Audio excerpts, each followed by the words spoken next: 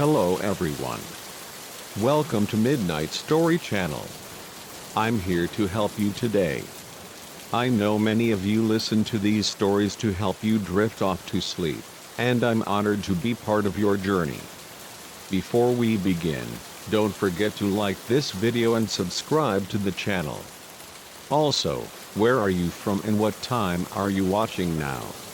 Take a deep breath, get comfortable, and allow yourself to relax. Your story is about to begin. Story 1. Story 1. The first time I saw the townspeople gather in the quaint village square at the stroke of midnight, their silent forms illuminated by the ghostly glow of the moon, I dismissed it as nothing more than a charming, slightly eccentric local tradition. By the third time, when their numbers swelled and their movements became unsettlingly synchronized, I knew, with a sickening certainty, that I had stumbled upon something far more sinister, something ancient and malevolent lurking beneath the placid surface. This sleepy little village, Oak Heaven, was harboring a dark, terrifying secret, and my insatiable curiosity was about to plunge me into grave, irreversible danger. My name's Clara, and I'd moved to Oak Heaven just 2 short months ago to take a new job as the village's fresh-faced social worker. Fresh out of grad school, brimming with an almost naive eagerness to make a profound difference in the world, I genuinely thought a small, close-knit community would be the perfect, idyllic place to launch my burgeoning career. Little did I know, I was walking blindly into a living, breathing nightmare, a trap carefully laid. Oak Heaven seemed picture perfect at first glance, a postcard of rural bliss. Charming Victorian houses, painted in pastel hues, lined the neat, tree-lined streets, their gingerbread trim glistening in the sunlight. Vibrant flowers bloomed in every meticulously manicured yard, a riot of color, and everyone I encountered greeted me with a warm, welcoming smile. But there was something subtly, unnervingly off about those smiles, something that didn't quite reach their eyes, leaving them oddly flat, devoid of genuine emotion. I first noticed it with Mrs. Gable, an elderly woman with wispy white hair whom I was assisting in signing up for a meal delivery service. As she chatted about her grandchildren, her smile never wavered, never faltered, even when she casually mentioned her late husband, a recent, tragic loss. It was as if her face was frozen in a permanent, unsettling mask of pleasantry, a rigid, unnatural facade. Then there was the unsettling incident at the local diner. I overheard 2 men arguing in hushed, furious tones in a secluded booth, their voices barely audible. But the very moment they noticed my gaze, they immediately, seamlessly switched to discussing the mundane weather, those same eerie, unsettling smiles plastered on their faces.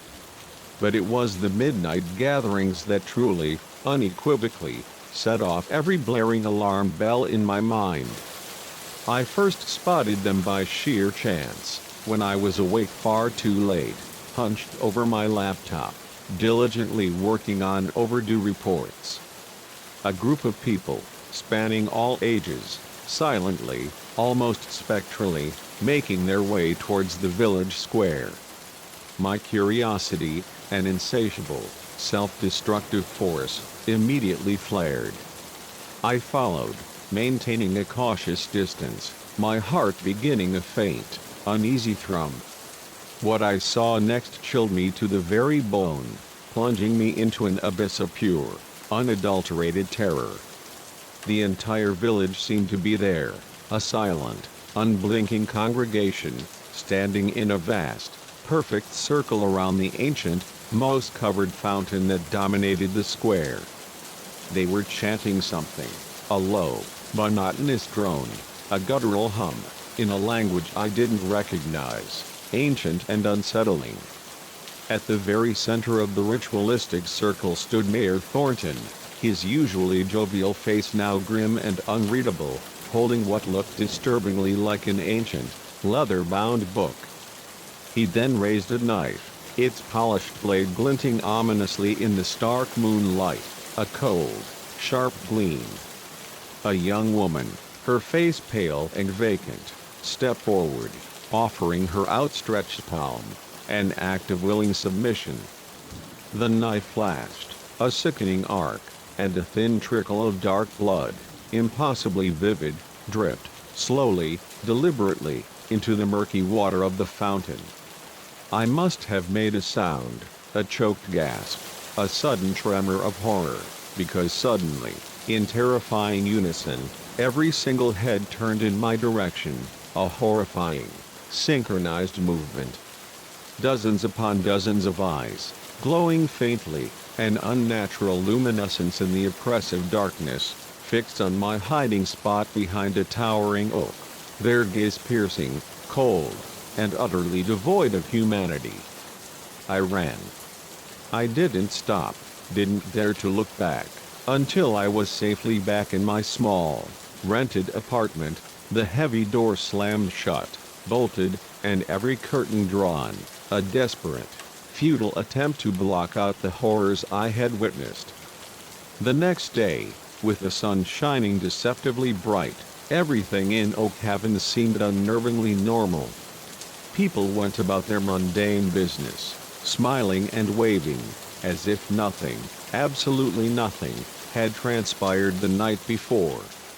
But now, my eyes opened, I noticed the subtle, insidious wrongness everywhere, the impossibly perfect lawns, each blade of grass meticulously uniform. The way everyone moved with an almost mechanical precision, a chilling lack of spontaneity.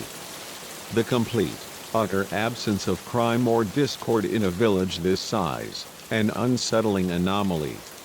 I desperately tried to convince myself I had imagined it all, that the suffocating stress of my new job and the profound lack of sleep had conjured some elaborate, terrifying hallucination. But deep down, with a sickening, unwavering certainty, I knew. What I had seen was real. Horrifyingly, undeniably real. I started digging, cautiously at first, like an archaeologist unearthing ancient, dangerous artifacts. I combed through dusty old newspaper archives in the tiny village library, searching for anything unusual, any anomaly in the town's deceptively placid history. What I found was profoundly disturbing. Every few years, like a recurring, malevolent fever, there would be a spate of unexplained missing persons cases, unsuspecting tourists, drifters passing through, new residents who, like me, didn't stay long. All vanished without a trace, swallowed by the placid landscape. The deeper I dug, the more horrifying, the more grotesque, the picture became. Oak Haven, this seemingly idyllic village, had been founded by a cult, back in the dim, forgotten days of the 1800s. A secretive, malevolent group that believed in the brutal sacrifice of unsuspecting outsiders to ensure the prosperity, the longevity, the very survival of its inner members. Somehow, over the generations, they had managed to keep their horrific practices a profound, impenetrable secret from the outside world, a chilling, generations-long conspiracy. I knew, with a desperate certainty, that I had to do something. To expose what was truly happening here, to tear back the veil of deception. But who, in God's name, could I trust? The police chief, a jovial man with a perpetually kind smile, had been at that horrifying gathering. So had my boss at the social services office, a woman I had initially confided in. For all I knew, every single person in this smiling, deceptive village was in on it, a complicit part of the monstrous secret. I decided, with a grim determination, to gather undeniable evidence. I quietly purchased a hidden camera online, a tiny, almost invisible device, and began meticulously documenting everything I possibly could. The subtle, unnerving way people's expressions would momentarily slip when they thought no one was looking, revealing something inhuman, something ancient, lurking underneath the placid surface. The strange, arcane symbols carved into the very foundations of the old buildings, hidden in plain sight. The chilling chants I managed to record from a distance, their low, guttural sounds making my skin crawl, sending shivers of profound dread through me every time I played them back, a horrifying echo. Weeks bled into months, and I grew increasingly paranoid, a constant state of hypervigilance. I was certain, with an almost pathological certainty, that unseen eyes were watching me, following my every move. Mrs. Gable, the elderly woman from before, accidentally bumped into me at the grocery store, her cold, papery hand lingering on my arm, a chilling touch, as she profusely apologized. I found my apartment door unlocked one day, wide open, even though I was absolutely certain I had meticulously locked it before leaving, a chilling invasion. Then came the warnings. A dead bird, its small, broken body meticulously placed on my doorstep, its vacant eyes staring up at the indifferent sky. A single, ominous note in my mailbox, its dark message scrawled in an unfamiliar hand that simply read, "Leave or join us." My car's brake lines, miraculously, mysteriously, cut, a desperate attempt to stop my escape. I knew I had to get out. To take my damning evidence, my proof of their monstrous secrets, to the authorities outside this cursed village. But every single time I tried to leave town, some unseen, malevolent force, would go horribly, terrifyingly wrong. My car would inexplicably break down. A sudden, violent storm would miraculously wash out the only road leading out of the valley. Once, in a dizzying, terrifying loop, I even found myself inexplicably driving in circles, somehow, impossibly, ending up right back in Oak Heaven, no matter which direction I desperately tried to take. It all came to a terrifying head on the night of the harvest moon, a night shrouded in ancient folklore and chilling ritual. I was meticulously planning my final escape, my bags packed, hidden in the darkest corner of my closet, my heart pounding with desperate hope, when I heard a soft, insistent knock at the door.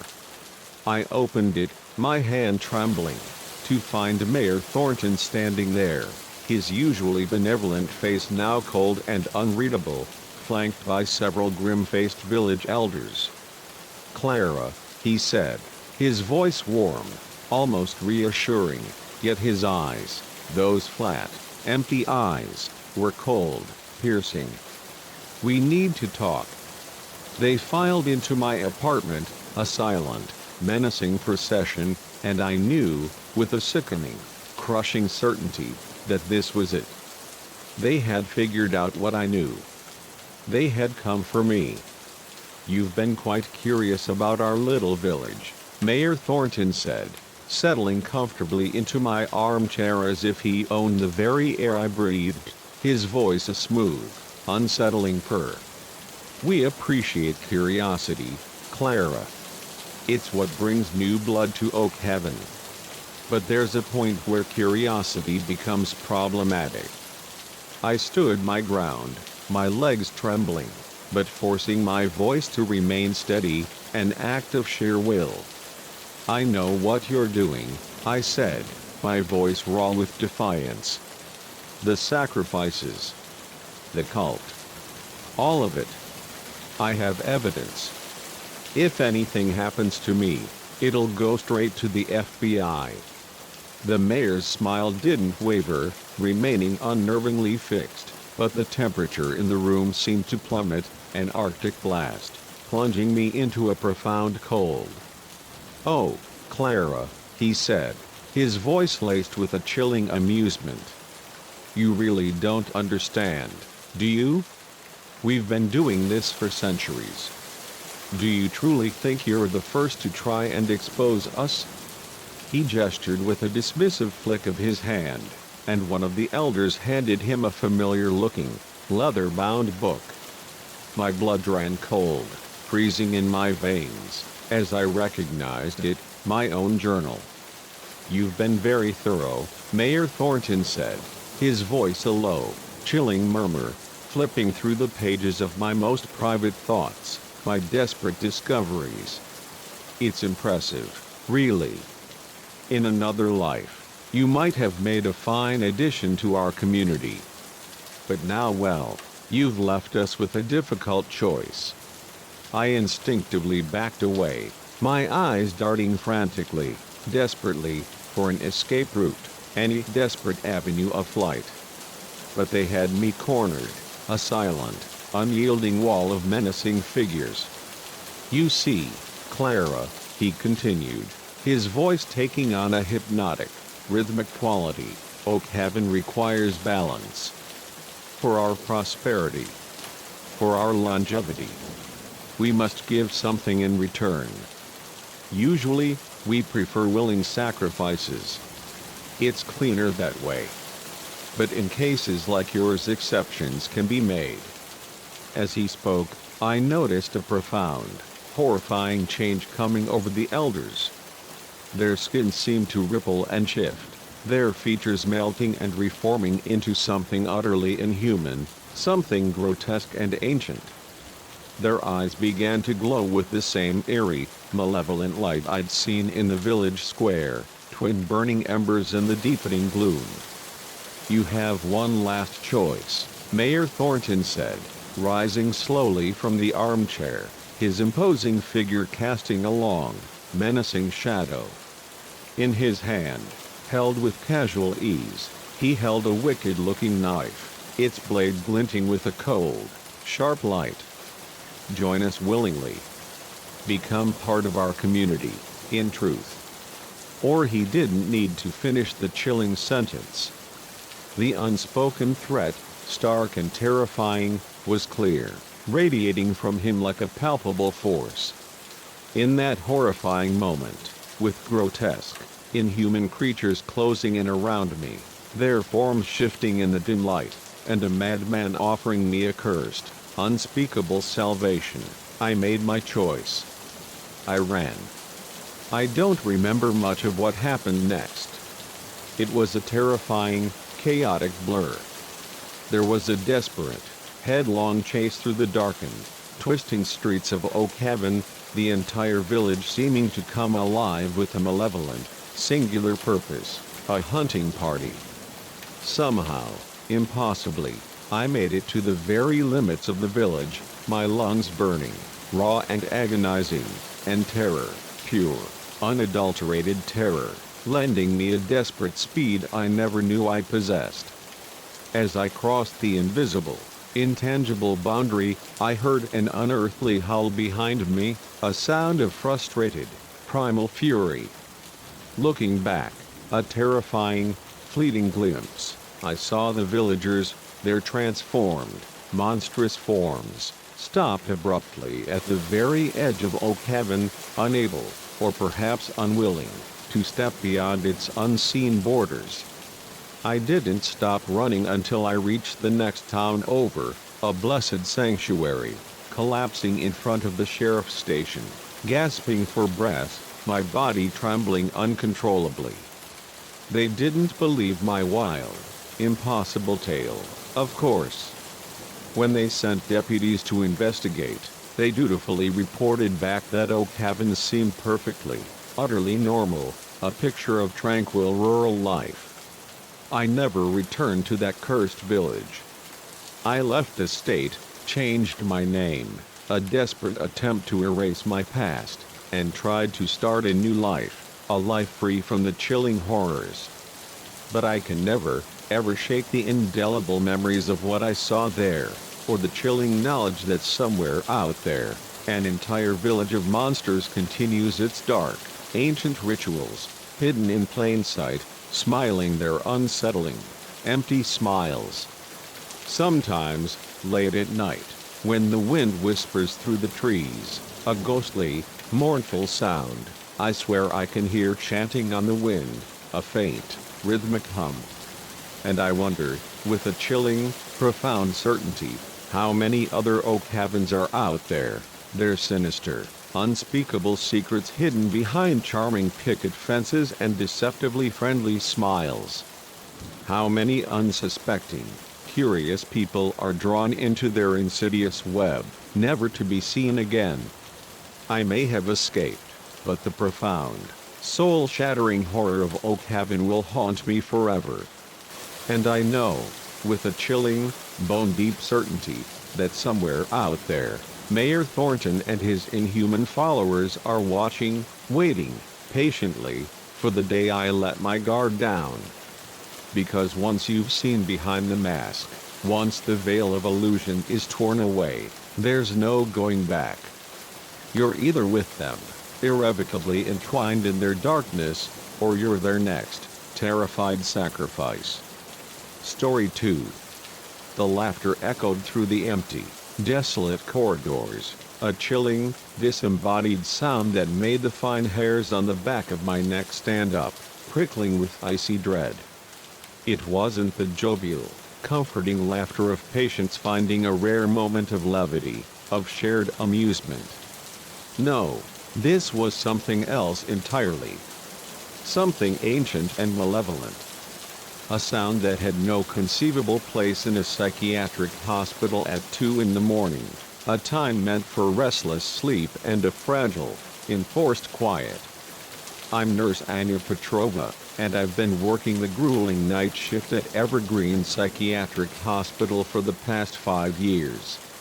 I honestly thought I'd seen it all, every permutation of human suffering and madness, violent, unpredictable outbursts. Bizarre, terrifying delusions that twisted reality. The raw, unfiltered anguish of broken minds. But nothing, absolutely nothing, could have prepared me for that night. It started as a typical, monotonous shift. I made my rounds, my footsteps echoing in the silence, meticulously checking on each patient, administering the prescribed medications, a quiet, rhythmic routine. The hospital was, as usual, shrouded in an oppressive quiet, save for the occasional muffled snore, a faint exhalation of troubled sleep, or the ceaseless, unsettling creak of the old building settling, groaning under the weight of its own decay. I was at the nurse's station, hunched over my desk, meticulously catching up on overdue paperwork, the fluorescent lights humming a low, relentless drone above my head, when I first heard it, a soft, almost imperceptible giggle, barely audible over the hum of the ancient lights. I looked up, frowning, a sudden jolt of unease. It was coming from deep down the hall, near room 237. That was profoundly odd. The patient in 237, Mr. Jensen, was heavily sedated, a profound, medically induced slumber. He shouldn't have been awake, let alone giggling like a delighted, malevolent child.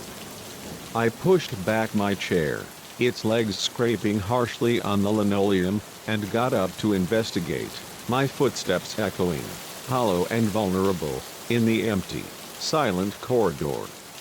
As I approached room 237, the laughter swelled, growing louder, more maniacal, more profoundly disturbing, a chilling crescendo. My hand hesitated, hovering inches from the doorknob, something cold and sharp, a profound sense of wrongness, settling deep in my gut.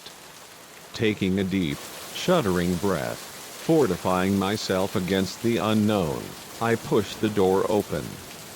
The room was shrouded in oppressive darkness, illuminated only by the faint, anemic glow of the monitoring equipment.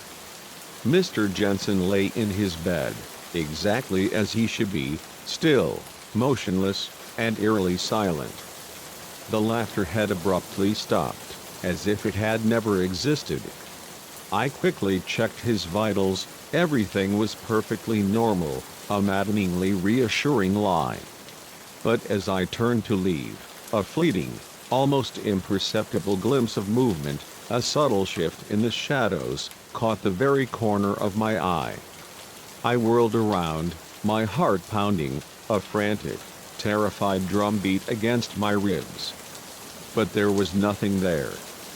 Just shifting shadows and silent, indifferent medical equipment. "Get a grip, Anya," I muttered to myself, my voice a shaky whisper.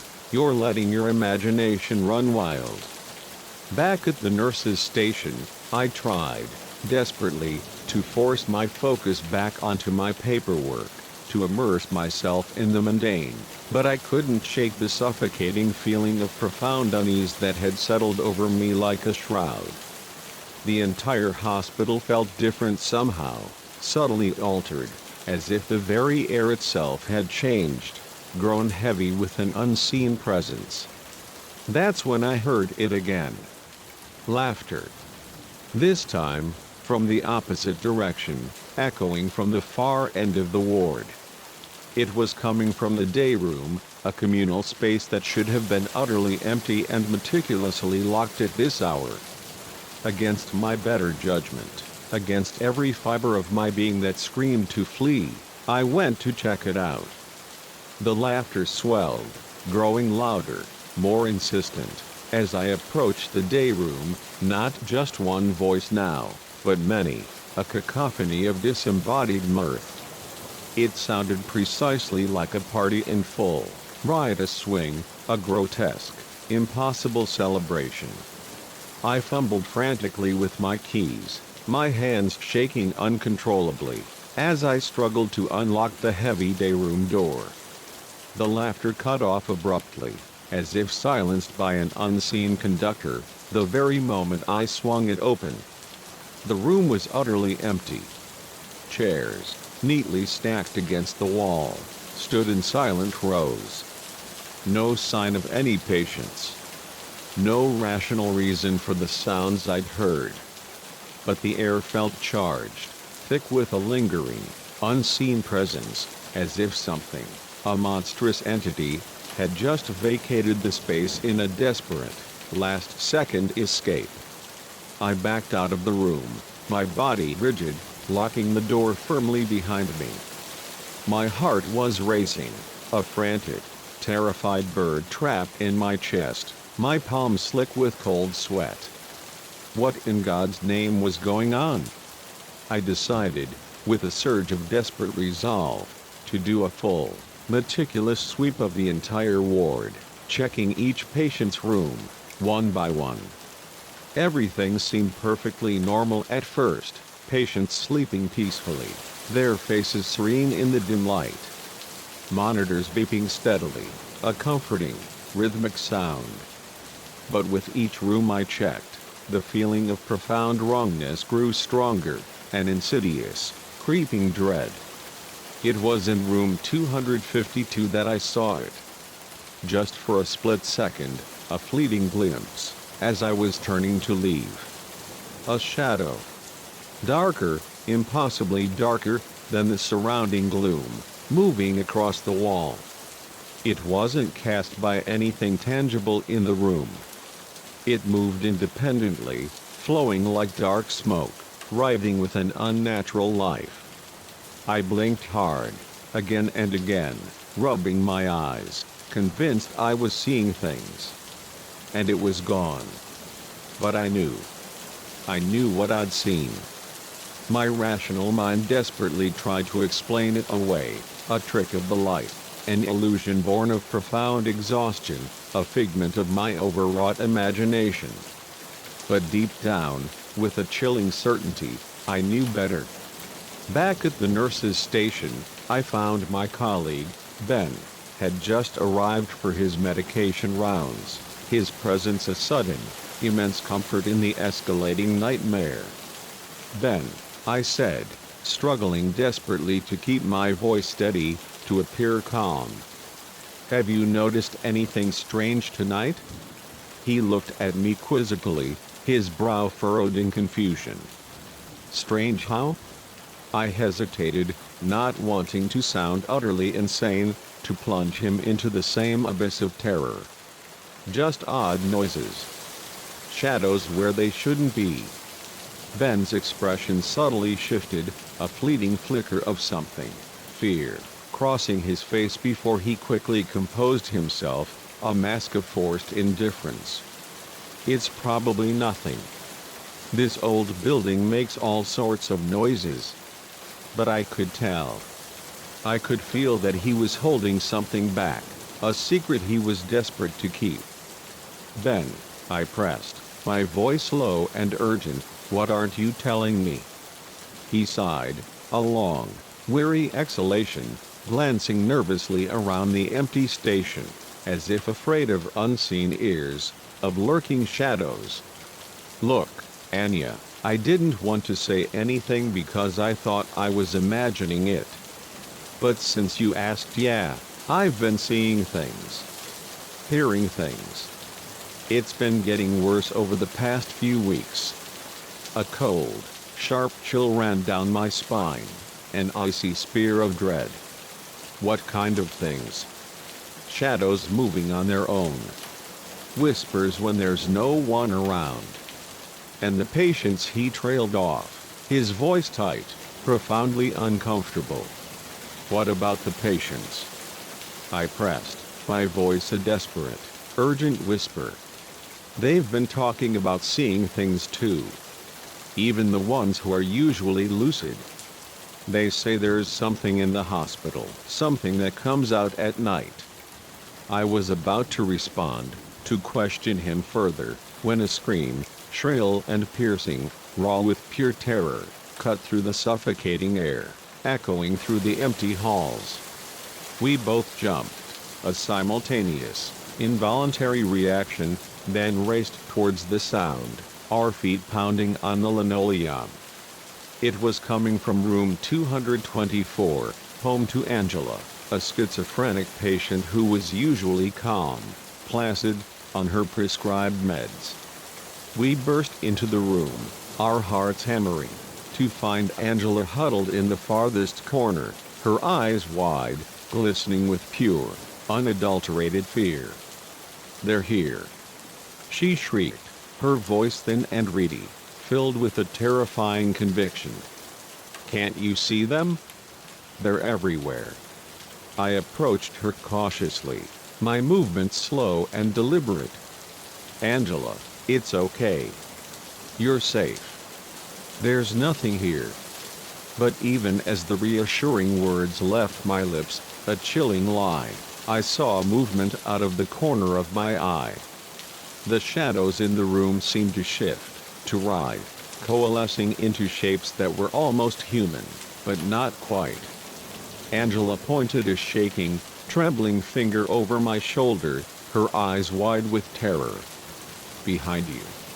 I spun around, my heart in my throat, a suffocating lump of terror. For a split second, a terrifying, crystalline glimpse, I saw it clearly, a figure made of pure, unadulterated darkness, its edges blurred and shifting, an amorphous, terrifying entity. It had no face, just a blank, cavernous void where features should be. Then, as quickly as it had appeared, it was gone, melting back into the pervasive shadows, becoming one with the gloom. Ben had seen it too, judging by his ashen, ghostly pale face and his wide, shocked, disbelieving expression. What the hell was that? He whispered, his voice hoarse, raw with terror. Before I could even begin to formulate an answer, the lights began to flicker erratically, an ominous, dying gasp. The temperature in the room plummeted, a sudden, Arctic blast, our breath visible in the suddenly frigid air, twin plumes of desperate life. Angela's terrified whimpers were drowned out by a deafening chorus of whispers that seemed to come from everywhere and nowhere at once, a chilling symphony of unseen voices. The shadows were moving again, writhing, coiling, but this time they didn't retreat. They grew, spreading across the walls and floor like an insidious, creeping plague, reaching out with long, grasping tendrils of pure darkness. I felt a cold, alien touch on my arm, cold as ice, and undeniably, terrifyingly real. "Run!" I yelled, a primal scream of desperation, grabbing Angela with one hand and Ben with the other. We bolted from the room, a desperate, headlong flight, the whispers rising to a feverish, deafening pitch behind us, a chorus of malevolent triumph. The entire ward was plunged into utter chaos.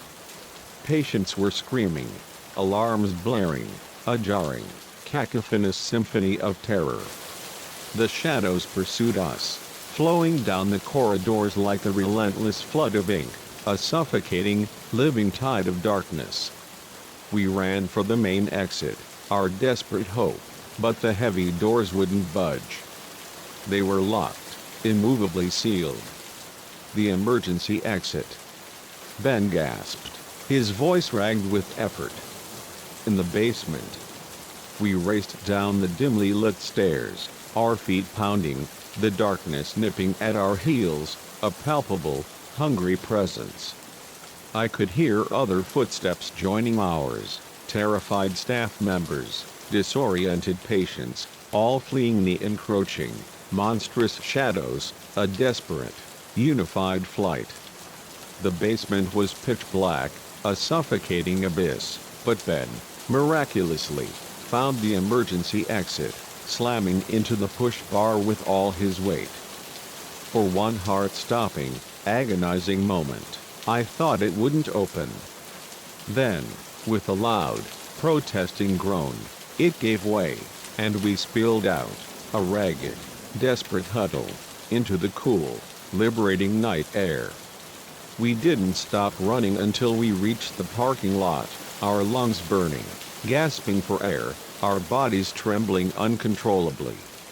Looking back, a terrifying, indelible image, I saw shadows writhing in the windows of the hospital, coiling and twisting, as if the entire colossal building was being consumed, devoured from within.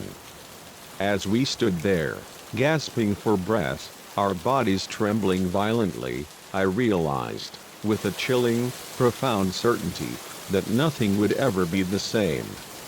We had seen something that defied all explanation, something that shattered our every understanding of reality.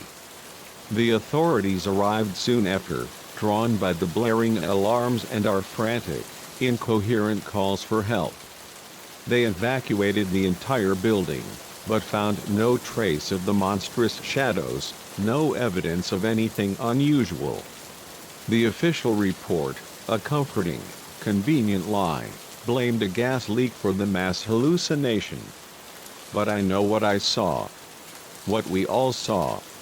Something ancient and malevolent had awakened within Evergreen Psychiatric Hospital. Whether it was always there, patiently feeding on the fears and delusions of the vulnerable patients, or whether it was summoned by some unknown, unspeakable force, I'll never know. I quit my job the very next day. I simply couldn't bring myself to set foot in that building again, to breathe its tainted air. Many others did the same, a mass exodus of shattered sanity. The hospital closed down shortly after, unable to recover from the devastating scandal, unable to hire new staff willing to work there, haunted by its own unspeakable reputation. Sometimes, when I drive past the abandoned, decaying building at night, its windows dark and vacant, I swear I can hear faint laughter echoing from its shadowed depths, a chilling, disembodied sound. And I wonder, is it truly empty? Or did we just leave those poor, tormented souls behind, abandoned to face the encroaching darkness alone, their screams unheard? I don't know if I'll ever have answers. But one thing's for certain, I'll never look at shadows the same way again. because now I know that sometimes, the things we casually dismiss as tricks of the light, as mere figments of our overwrought imagination, are all too real. And they're waiting. Patiently waiting in the dark corners of old buildings, and in the deepest, most terrifying recesses of our own minds, ready to emerge when the night is long and our guard is down. Ready to claim their next victim. Story 2. The moment the rusted, heavy metal door of the old mine creaked open, exhaling a gust of stale, cloying air, I knew, with a sickening, chilling certainty, that we'd made a terrible, irreversible mistake. The air that rushed out wasn't merely stagnant. It carried the putrid stench of decay, of something long dead, and something else, something ancient, something profoundly malevolent, a scent that crawled under my skin. But it was too late to turn back now. We'd come too far, pushed too deep, and our insatiable, self-destructive curiosity, a fatal flaw, would ultimately be our undoing. I'm Ben, and I never, not in my wildest, most terrifying nightmares, thought a casual weekend hiking trip with my closest friends would ever devolve into a living nightmare, a grotesque horror that would haunt my every waking moment, every tortured dream, for the rest of my shattered life. There were 5 of us, myself, my best friend Liam, his girlfriend Chloe, and our college buddies, Sam and Olivia. We'd meticulously planned this trip for months, each detail a desperate escape from the suffocating routine of our lives, eager to explore the remote, untouched wilderness of the Appalachian Mountains, a promise of pristine beauty. The hike started off brilliantly. The weather was perfect, a crisp, invigorating cool, with a vast, clear blue sky overhead, a deceptive blanket of innocence.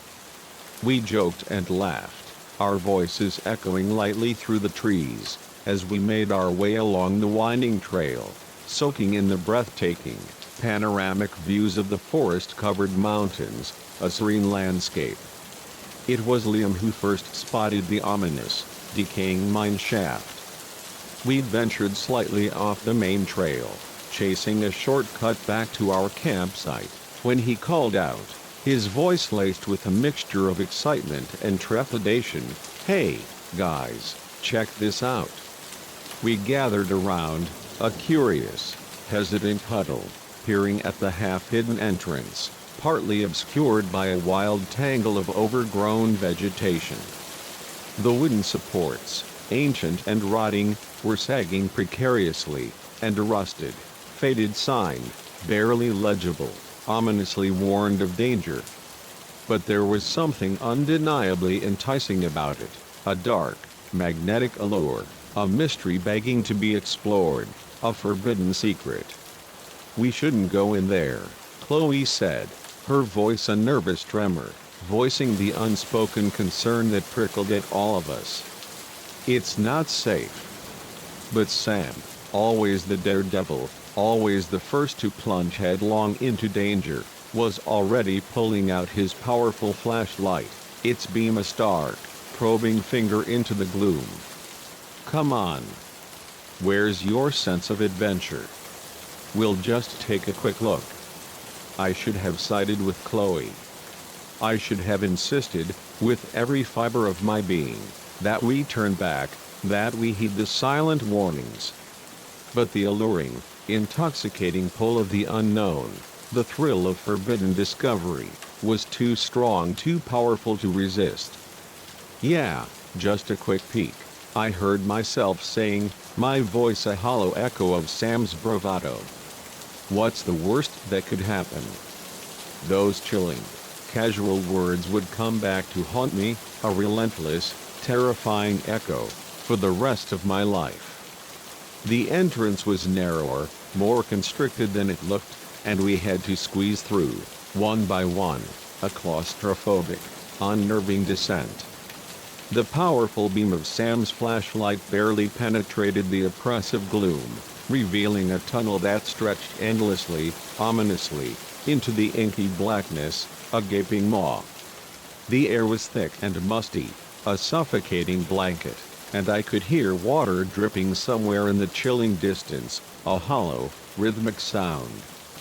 "This is awesome," Liam whispered, his voice echoing eerily, slightly distorted, in the confined space.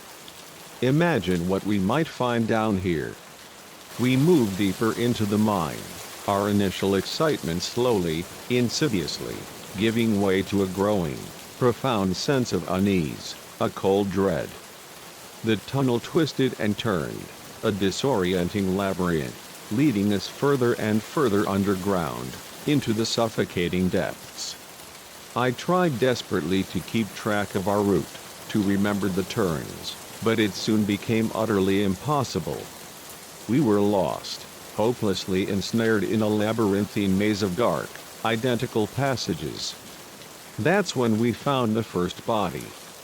Sam's flashlight beam, a stark, unforgiving circle of light, swept across it, and for a terrifying, heart-stopping moment, we all froze, paralyzed by pure, unadulterated horror. It was little more than a skeletal husk, clothed in the tattered, decaying remains of what might once have been mining gear. But it wasn't an old corpse, a relic of a long-past tragedy. The bones were eerily, disturbingly clean, as if they'd been meticulously picked clean very recently, a fresh, chilling violation. "We need to get out of here," Olivia said, her voice shaking violently, on the verge of breaking, raw with terror. "Now." But as we turned, our bodies rigid with panic, to flee, we realized, with a growing, crushing wave of terror, that we couldn't remember which way we'd come. Every tunnel, every passage, looked exactly the same in the dim, anemic light of our flashlights, an endless, disorienting repetition. "Okay, let's not panic," I said, struggling desperately to keep my voice steady, to project a semblance of calm I was far from feeling. "We'll pick a direction and stick to it.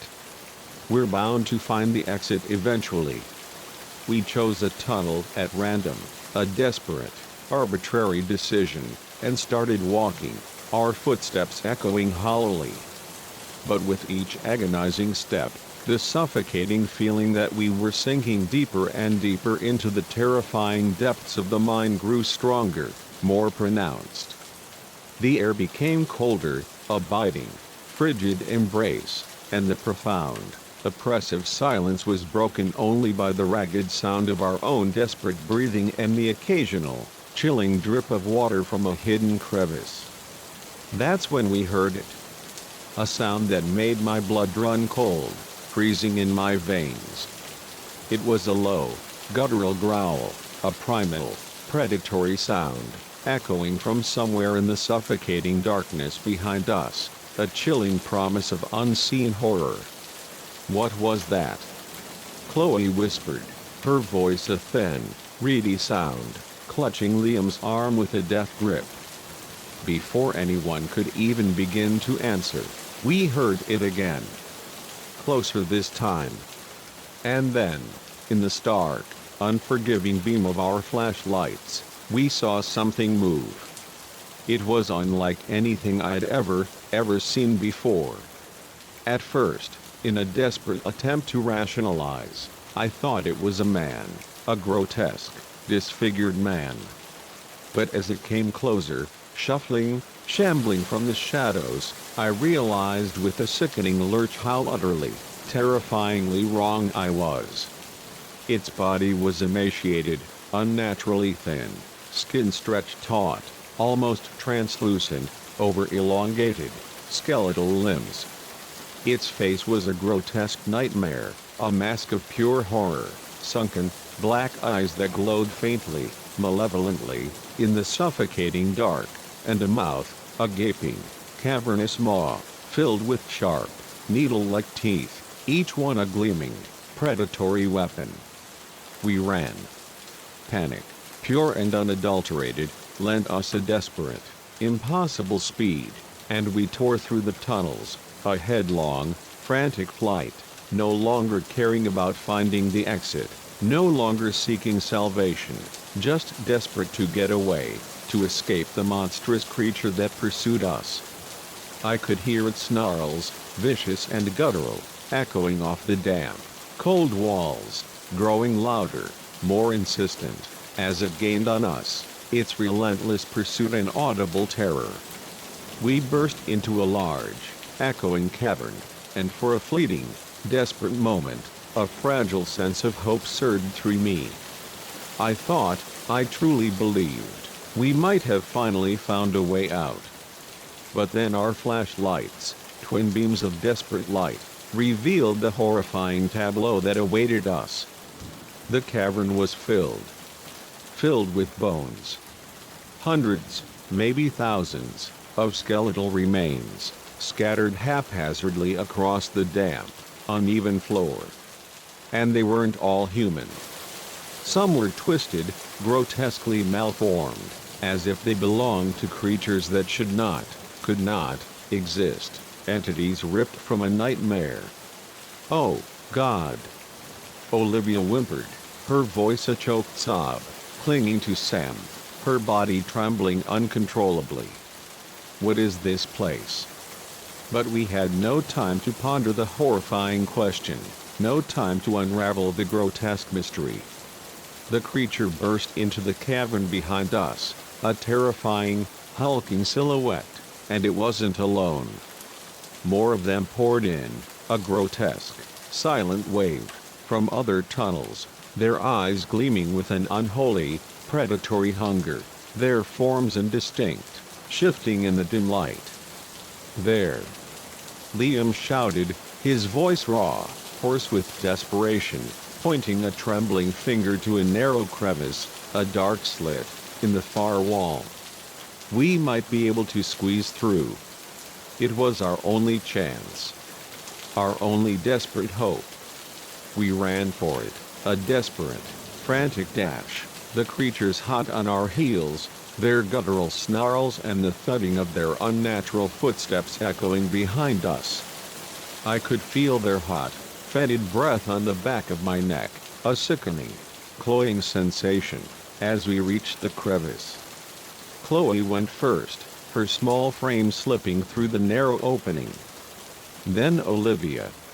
Sam was next, but as he desperately tried to squeeze through, his broad shoulders caught, jamming him immovably.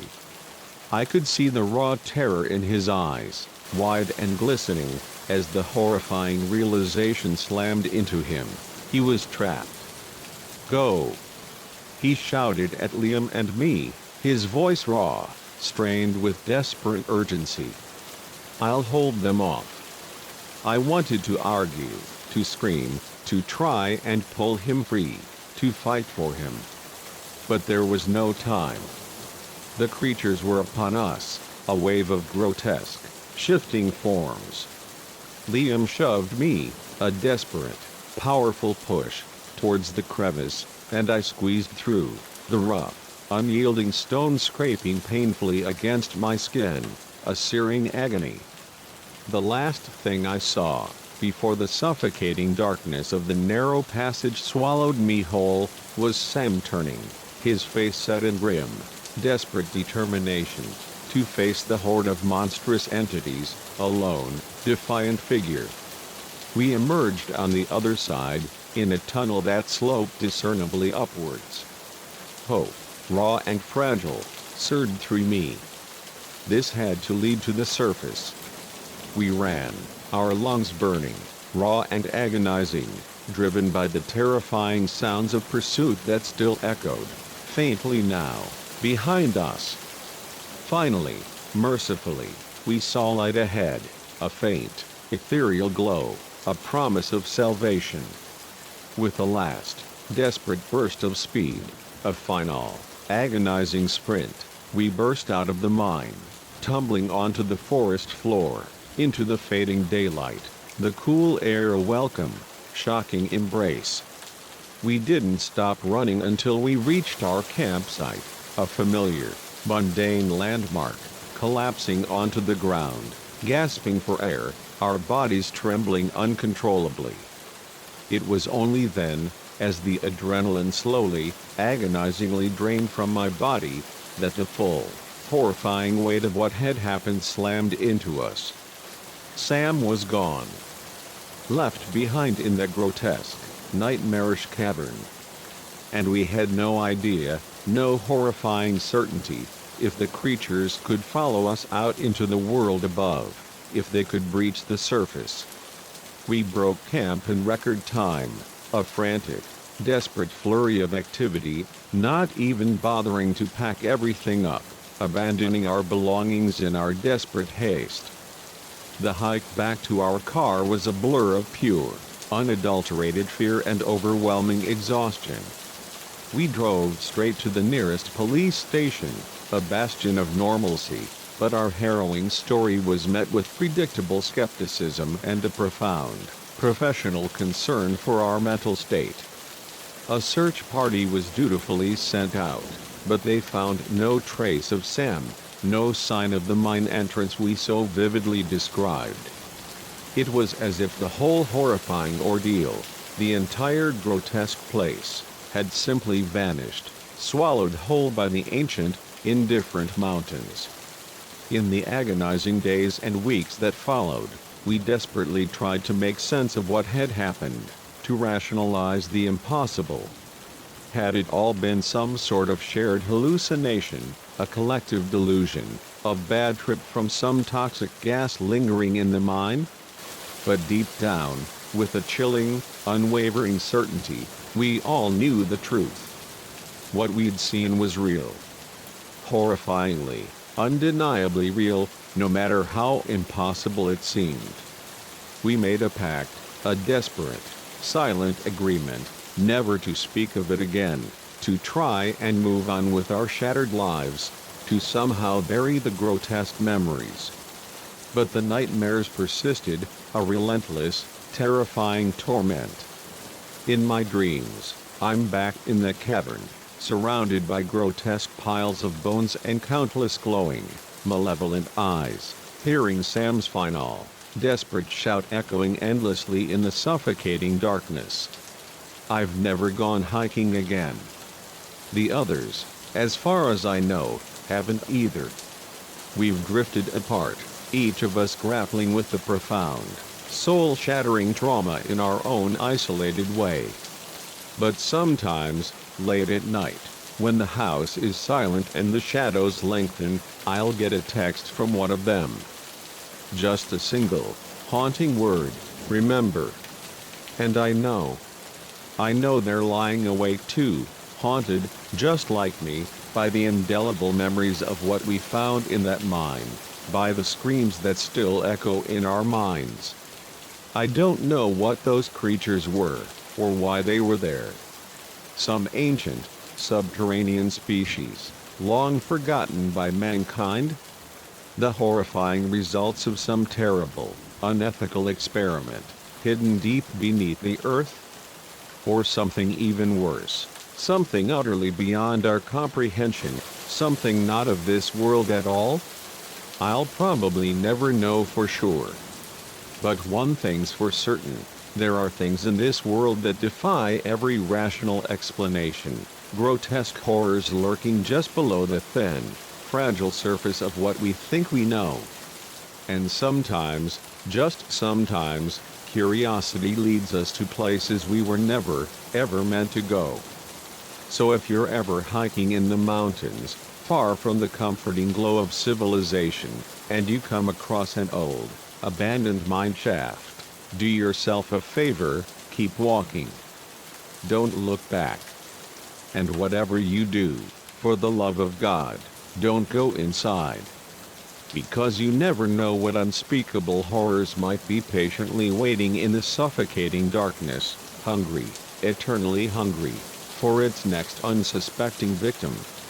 As for me, I'll stick to the well-traveled paths from now on, my eyes constantly scanning, always looking over my shoulder, always wondering if one day, Those grotesque creatures might find their way to the surface, to our world.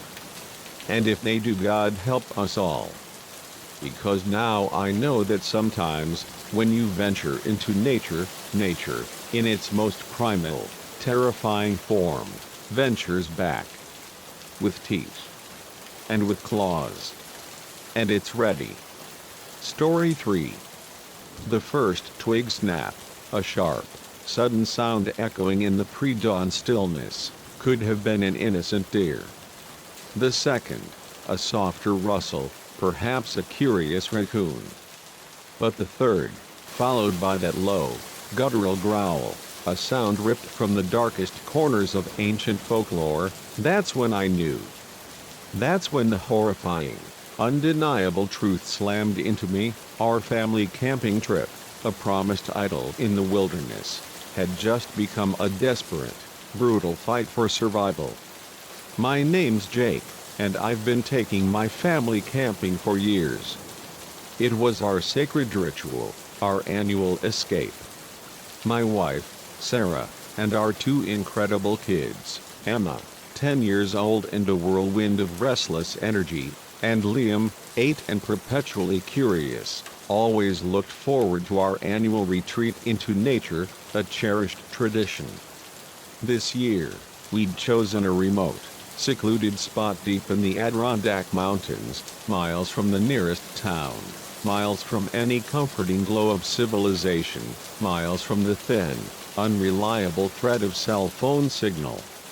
It was supposed to be an escape from the suffocating chaos of modern life, a return to primal simplicity. Instead, it twisted into a living nightmare, a grotesque horror I will never, ever forget. The day had started perfectly, a deceptively serene prelude.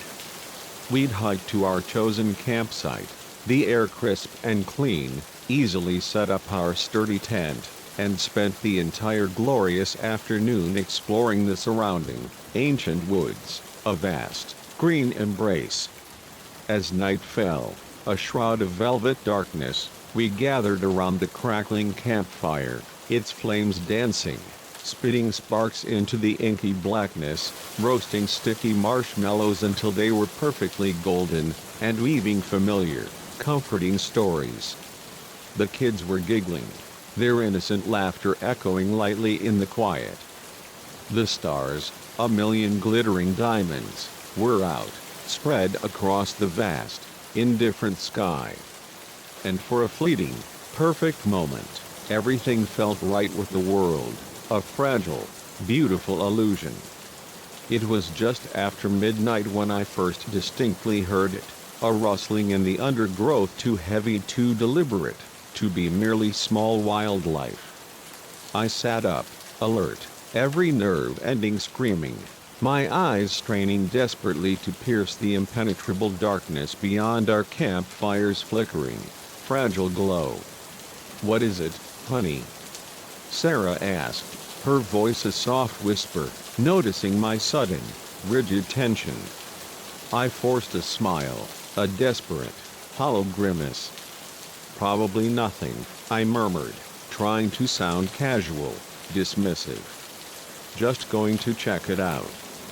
I grabbed our powerful flashlight and stood up, shining the piercing beam into the dense, oppressive woods. The cold, stark light caught a pair of eyes, reflecting back at me, twin malevolent embers, for just a second, before vanishing, dissolving back into the inky blackness. "Dad?" Emma's voice was small, a thin, reedy sound, filled with a sudden, profound fear. "What's out there?" "Just some animals, sweetheart," I said, forcing a calm into my voice that I was far from feeling, a desperate lie. "Nothing to worry about. Why don't you and Liam get ready for bed?" As Sarah ushered the kids into the tent, their small forms silhouetted against the inner glow, I did another meticulous sweep of our campsite perimeter. Nothing seemed overtly out of place, no obvious intruder, but I couldn't shake the suffocating feeling that we were being watched, that unseen eyes, cold and calculating, were fixed on us. We all crawled into the tent, a fragile cocoon of canvas, but sleep was an impossible luxury. Every sharp snap of a twig, every faint rustle of leaves, had me on edge, my nerves frayed, my body rigid with apprehension. The kids finally drifted off, succumbing to exhaustion, but Sarah and I lay wide awake, listening intently to the symphony of the night, each sound amplified, distorted by our terror. It was around 2 in the morning when we heard it clearly, footsteps circling our tent. Heavy, deliberate steps that no animal, no known creature of the forest, would ever make. Sarah's trembling hand found mine in the suffocating darkness, squeezing tight, her fingers digging into my palm.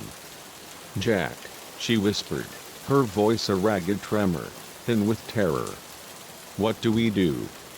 Before I could even begin to formulate an answer, a colossal shadow fell across our tent, a dark, looming presence, its grotesque silhouette visible through the thin, fragile fabric. My heart was pounding so hard, a frantic, terrified drumbeat, I was sure whatever monstrous thing it was could hear it. Then, without warning, a sound ripped through the stillness, tearing the night apart, an unearthly howl. It was like nothing I'd ever heard before, a primal, chilling sound, part wolf, part something else entirely, something utterly ancient and malevolent. The kids jerked awake, startled, Liam letting out a high-pitched, frightened whimper. "Shh," I hissed, pulling them close, crushing them against me. "We need to be very quiet." The shadow moved, circling our tent, a silent, predatory dance. I could hear distinct sniffing sounds, wet and guttural, as if it was trying to catch our scent, to pinpoint our terrified presence. Then, an agonizing silence. For a long, tense moment, we all held our breath, our lungs burning, waiting, utterly paralyzed by fear. Suddenly, without warning, claws raked violently across the side of the tent, a horrifying, tearing sound, shredding the fabric with grotesque ease. Emma screamed, a raw, piercing shriek of pure terror, and all hell, a terrifying, chaotic maelstrom, broke loose.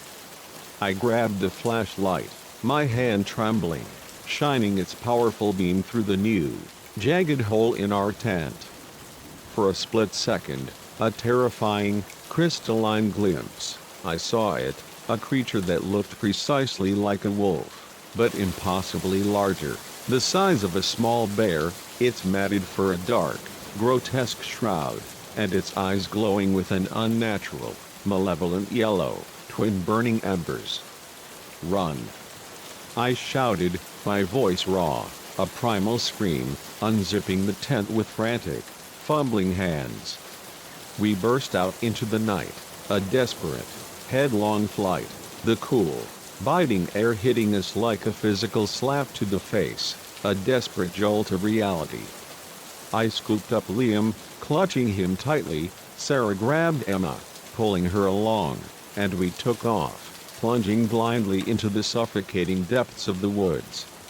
Behind us, I could hear the creature snarling, vicious and guttural, its heavy footfalls, rhythmic and relentless, in hot pursuit. My mind raced, a frantic carousel, desperately trying to remember the route back to our car, to safety.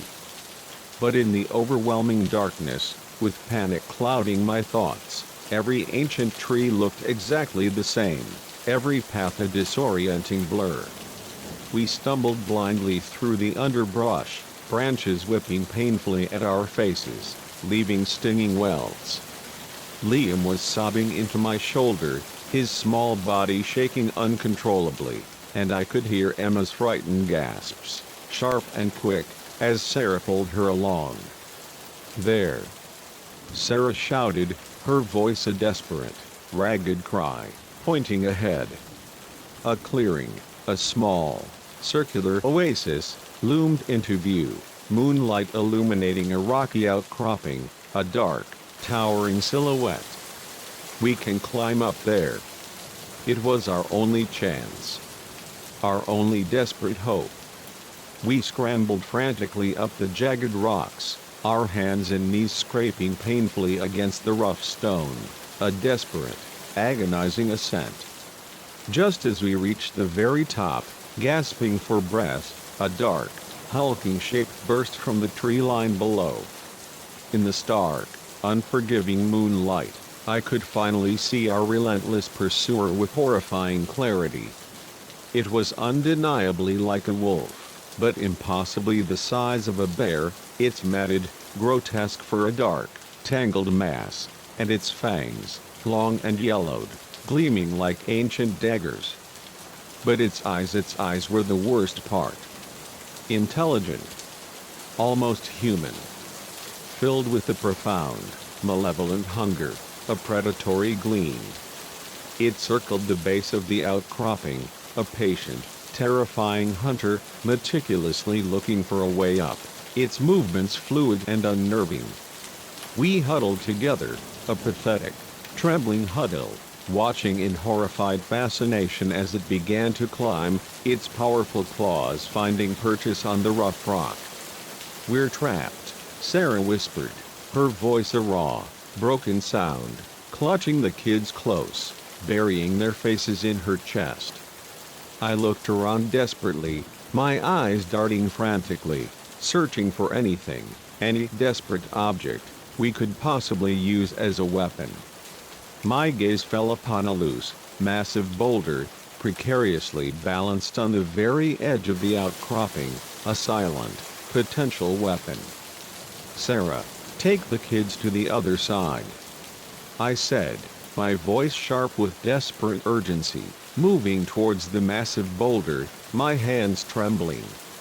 "When I say now, run for the trees." "Jack, no."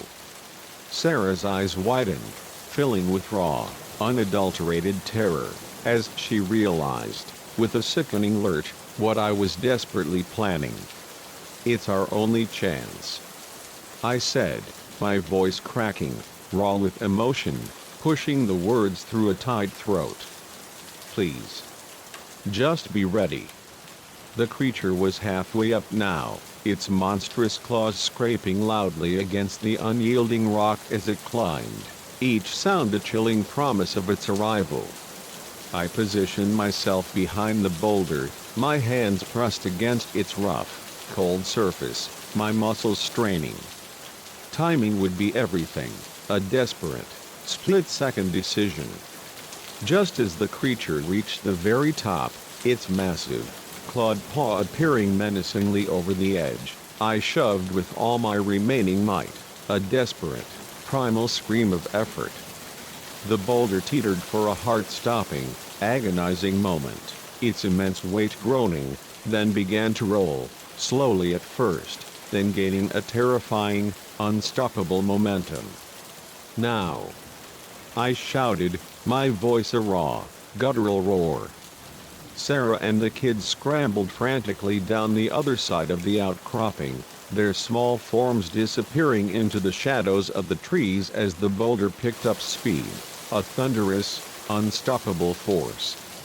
The creature looked up, its malevolent eyes wide with sudden, disbelieving horror, just in time to see its impending doom approaching.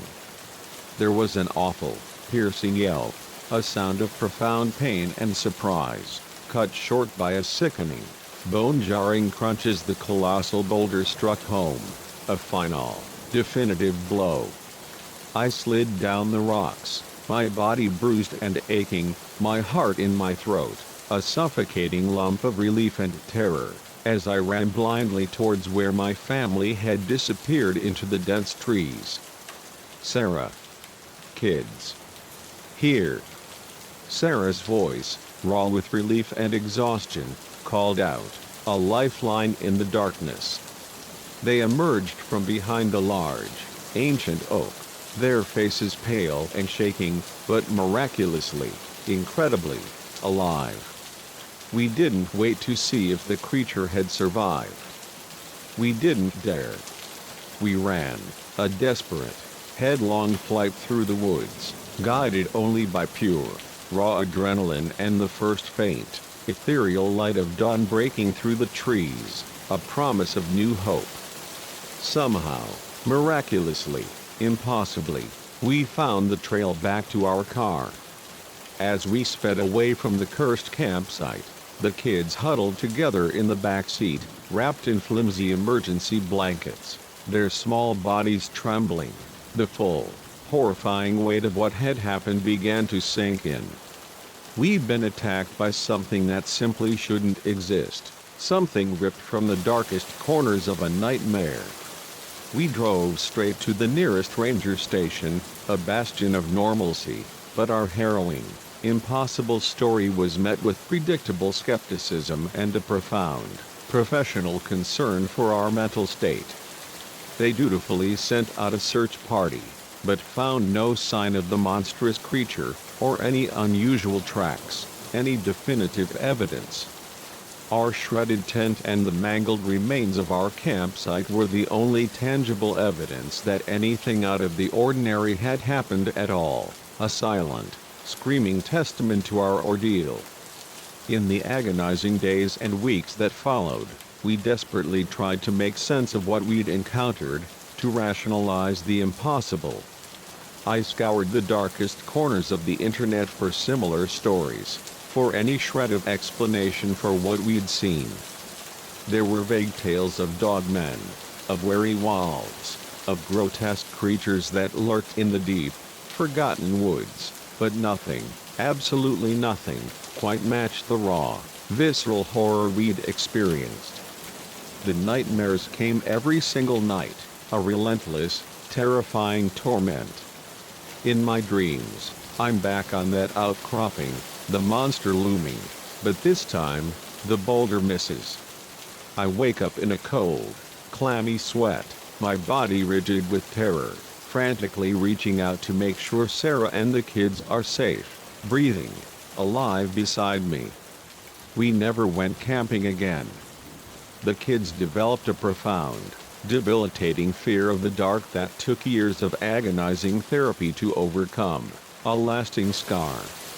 Sarah and I found our marriage tested to its very limits by the immense strain of what we'd been through, the shared trauma of brutal weight.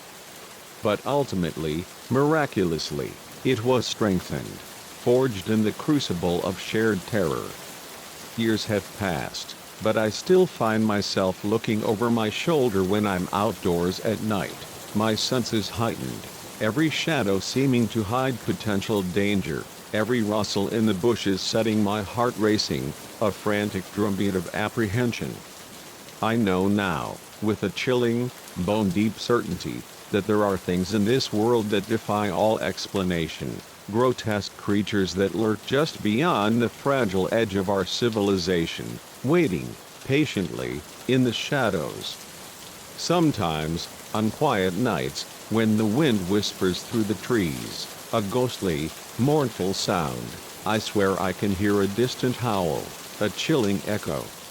It makes me wonder, with a profound, unsettling dread, was our encounter just a fluke, a random act of horror? Or are there more of those creatures out there, countless more, waiting in the suffocating darkness for unsuspecting campers to stumble blindly into their terrifying territory? I don't have answers, only questions that haunt me, keep me awake in the suffocating darkness of the night. But I do know this, the next time you're planning a camping trip, maybe stick to the crowded, brightly lit campgrounds, the illusion of safety. Because out in the deep, forgotten woods, where the shadows are long, impossibly long, and the night is dark, profoundly dark, you never, ever know what monstrous thing might be watching, waiting patiently for its chance to strike. As for me and my family, we'll stick to the blessed safety of our backyard for our adventures from now on. Some risks, some desperate gambles, just aren't worth taking, no matter how beautiful, how alluring, the wilderness might deceptively appear.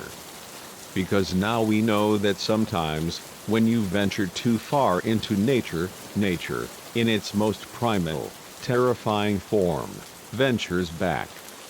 With teeth. And with claws. And it's ready. Story 4. The first time I saw the telltale glint of a hidden camera, strategically tucked away behind a loose floorboard, I knew, with a sickening lurch, that this seemingly ordinary house held far darker secrets than peeling paint and creaky floorboards. What had begun as a routine, straightforward job, preparing a long vacant property for sale, quickly spiraled into a chilling descent into a nightmare of voyeurism and profound, insidious obsession, a horror that would forever haunt my waking moments and torment my deepest dreams for years to come. My name's Alistair, and I've been a property surveyor for over a decade, my career built on meticulous observation and professional detachment. I've seen my fair share of quirky houses and eccentric former owners, from hoarders' paradises to meticulously preserved time capsules. But nothing, absolutely nothing, could have prepared me for what I meticulously uncovered at 42 Hawthorne Lane. It was a crisp, clear Tuesday morning when I first pulled up to the imposing old Victorian. The house had been left to the bank after its reclusive owner, an elderly recluse named Jasper Thorne, had passed away, leaving no apparent heirs, no trace of family. My job, straightforward on paper, was deceptively simple: get the sprawling place meticulously cleaned up, professionally appraised, and ready for market as quickly as possible. From the outside, it looked like any other neglected property, paint peeling in long, curling strips like decaying skin, gutters sagging precariously, the once manicured yard now a wild, untamed tangle of overgrown weeds and thorny bushes. Nothing, I thought, that I hadn't dealt with 100 times before. I let myself in with the heavy, cold brass key the bank had provided, pushing open the protesting front door, and immediately breathed in the musty, cloying air of a home long unlived in, a stagnant breath of forgotten lives. The interior, though clearly neglected, was cluttered, but not unusually so for an elderly person living alone. Towering stacks of brittle, yellowed newspapers, shelves overflowing with dusty, forgotten knickknacks, furniture shrouded in white sheets like silent ghosts, clearly having seen far better days. I made my way methodically through the echoing rooms, making mental notes, a silent checklist of what desperately needed to be done. It was in the study, a dim, oppressive room filled with the faint scent of old paper and dust, that I found the first camera.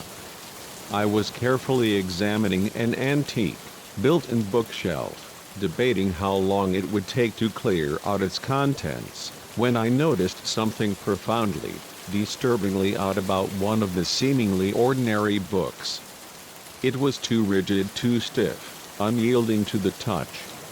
And when I pulled it out, a chilling realization slammed into me: it was a fake. A hollow, meticulously crafted cover, concealing a small, high-tech camera, its single lens a cold, unblinking eye. My blood ran cold, freezing in my veins, as I stared at the insidious device. Why would someone meticulously hide a camera in their own study? I desperately tried to rationalize it, to find a comforting, logical explanation. Perhaps old Jasper, in his final years, had become profoundly paranoid about burglars, a common affliction of the elderly. But something deep in my gut, a primal, insistent warning, screamed at me: this was just the tip of a far larger, far more sinister iceberg. I was terrifyingly right. Over the next few agonizing hours, as I meticulously continued my survey, I found more cameras. They were everywhere. concealed discreetly within the intricate carvings of light fixtures. Tucked cunningly behind faded, ornate paintings, their frames hiding the insidious lenses. Hidden in plain sight, tucked into the very corners of seemingly innocuous rooms, their cold, unblinking eyes silently recording. Each new discovery sent a fresh wave of profound unease through me, a sickening lurch in my stomach, building into a suffocating crescendo of dread. This wasn't merely paranoia. This was something far more pervasive, far more sinister. But it was what I found in the deepest, darkest recesses of the basement that truly chilled me to the bone, plunging me into an abyss of pure, unadulterated terror. The heavy, iron-bound door, hidden discreetly behind a precarious stack of old, dust-covered boxes, was locked.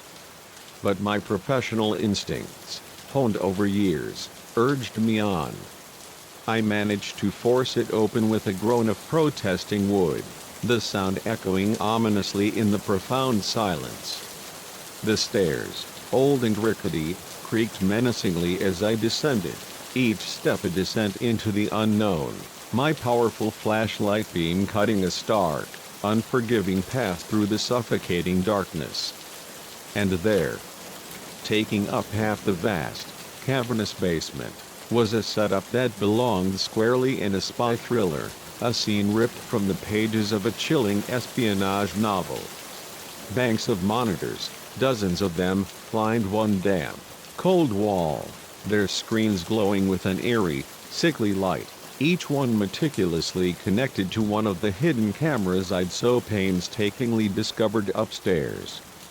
But it wasn't just the inside of the house that was under relentless surveillance.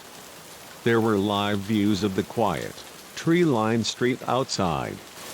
The neighbors' homes, intimate glimpses into their private lives.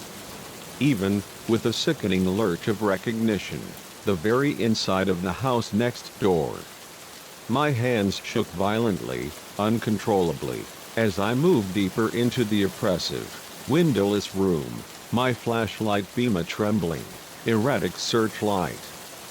Filing cabinets, tall and imposing, lined another wall, stretching endlessly into the gloom.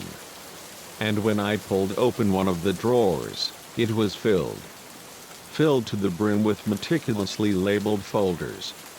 Each one contained perfectly clear photos, detailed, handwritten notes, and what looked disturbingly like full, verbatim transcripts of intimate conversations. Jasper Thorne hadn't just been watching his unsuspecting neighbors. He'd been meticulously, obsessively documenting their every single move, every whispered secret, every private moment. I felt physically sick, a wave of nausea washing over me. This was so much worse than I could have ever imagined. I needed to call the police. Immediately. To report what I'd found, to expose this grotesque violation. But as I turned to leave, my flashlight beam, a silent, accusing finger, caught something that made my heart simply stop, freezing in my chest. A door. Hidden cunningly behind another towering stack of old, dust-covered boxes. A door that had no business, absolutely no business, being there.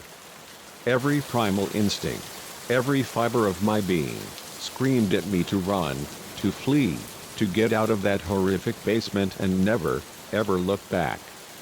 But I couldn't. I had to know. The door wasn't locked. It swung open with a slow, agonizing creak that seemed to echo, amplify, in the profound silence of the basement.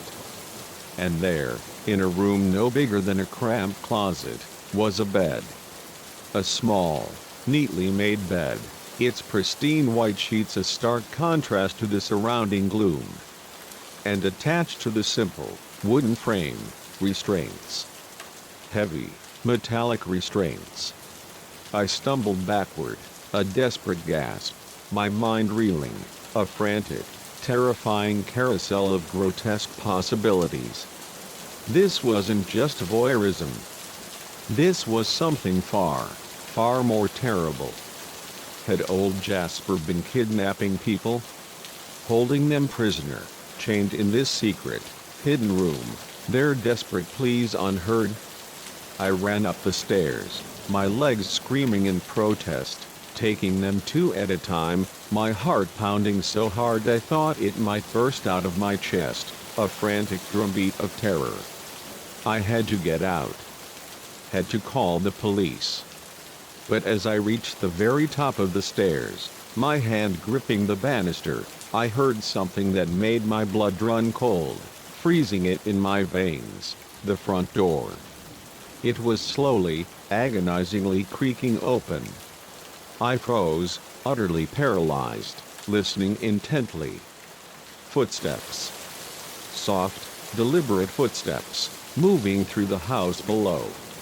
But that was impossible. I had the only key.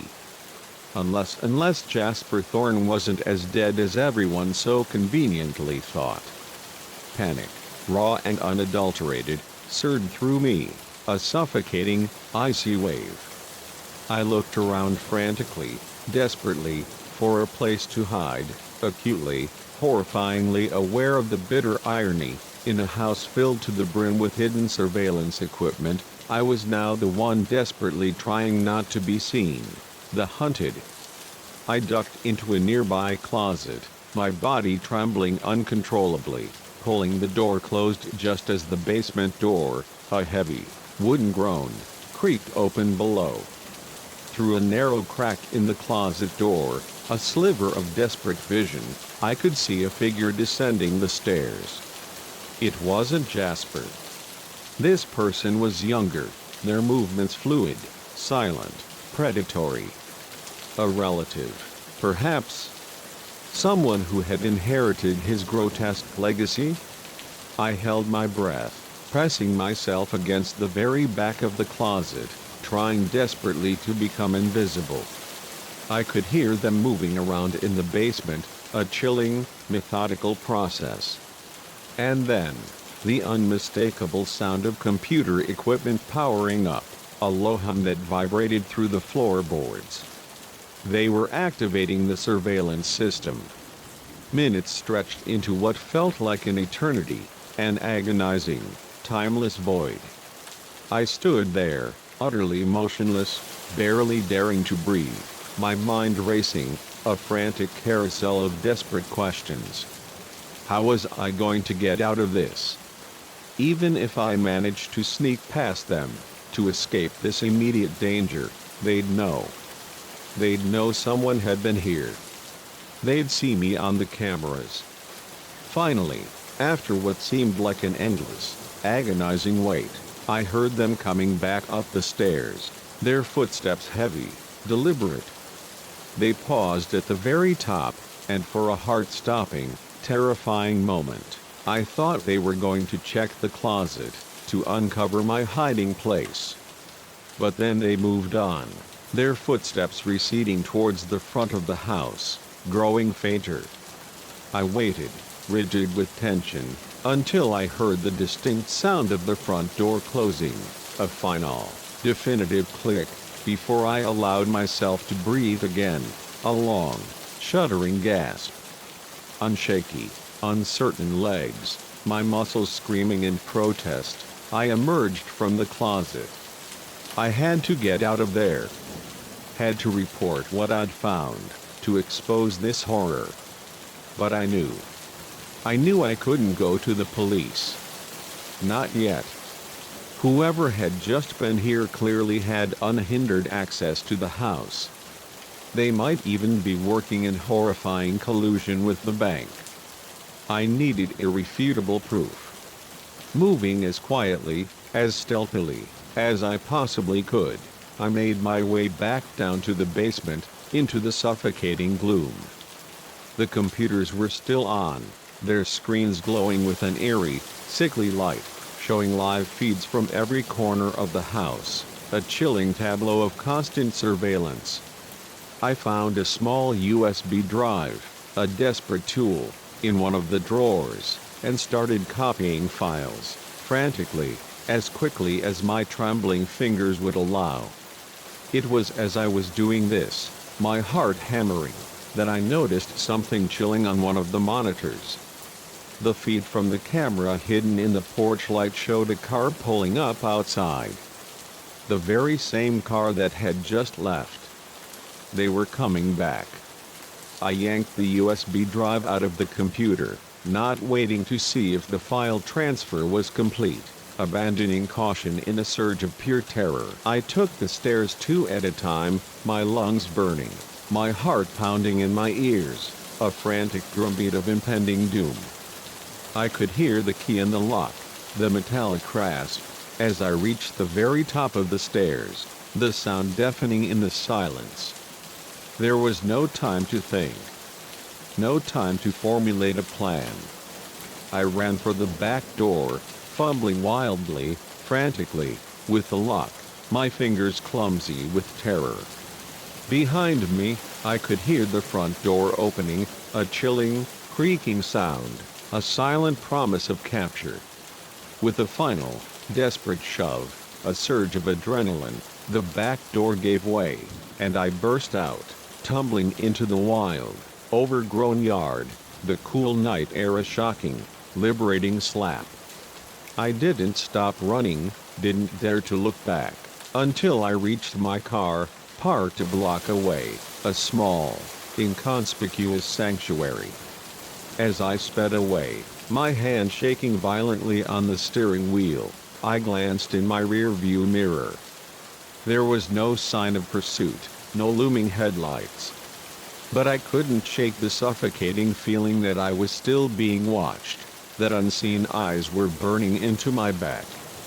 The next few weeks were a terrifying blur of profound paranoia and endless, sleepless nights. I turned the USB drive, a tangible piece of the nightmare, over to a trusted journalist friend who promised, with a solemn gaze, to investigate thoroughly. The story broke a month later, a scandalous, chilling exposé of a decades-long campaign of relentless surveillance and insidious stalking, with terrifying hints of even darker, unspeakable crimes. The police, finally alerted, raided the house, but whoever had been there that day was long gone, vanished without a trace. The basement had been meticulously cleared out, every shred of evidence erased, a horrifying blank slate. If it wasn't for the files I'd so desperately managed to copy, there would have been no proof, no corroboration, of what I'd seen, of the horrors I'd endured. I quit my job at the property agency soon after. I simply couldn't handle the thought of walking into another house, another seemingly innocuous dwelling, wondering what profound, unspeakable secrets might be hiding behind its seemingly placid walls, what unseen horrors lurked within. Even now, years later, the memory a persistent shadow, I find myself compulsively checking for hidden cameras whenever I enter a new place, my eyes darting, searching, an involuntary reflex. The house at 42 Hawthorne Lane was eventually, mercifully, demolished, razed to the ground. A park stands there now, bright and cheerful, a deceptive illusion of innocence, children's laughter echoing in the sun. But sometimes, when I drive past, a chilling sensation, I swear I can feel eyes on me, burning into my skin. And I wonder, how many other houses are out there, hiding similar, grotesque secrets? How many Jasper Thorns are meticulously watching us right now, silently documenting our every single move, every private moment? I may never know the full, horrifying truth of what happened in that house. But one thing's for certain, I'll never look at an old Victorian the same way again. Because now I know. I know that sometimes, the real monsters aren't hiding under the bed, or lurking in the shadows of the closet. Sometimes, chillingly, terrifyingly, they're hiding right behind the walls, patiently watching and waiting, their dark secrets meticulously preserved in the silent, unblinking eye of a hidden camera. Story 5. The first flicker of headlights in my rearview mirror, a distant, shimmering promise in the vast, inky blackness of the desolate road, initially filled me with a surge of profound relief. The second, closer now, a persistent, unsettling glow, made a cold, prickling unease begin its insidious crawl up my spine. By the third time, relentless and unwavering, I knew, with a chilling, bone-deep certainty, that those approaching lights didn't promise rescue, didn't offer a reprieve, but heralded a terror beyond anything I could have ever imagined. My name's Sarah, and what should have been a routine family road trip, a familiar journey home, twisted into a living nightmare that still haunts my deepest dreams, a relentless, terrifying shadow. It was supposed to be a simple, uneventful drive to my parents' house for Thanksgiving, a cherished family tradition. Just me, my husband Michael, and our two incredible kids, Ethan, 10 years old and already too observant, and Lily, a curious, bright-eyed 7. We'd made this trip a dozen times before, the miles blurring with familiarity, but never this late at night, never under the cloak of such profound darkness.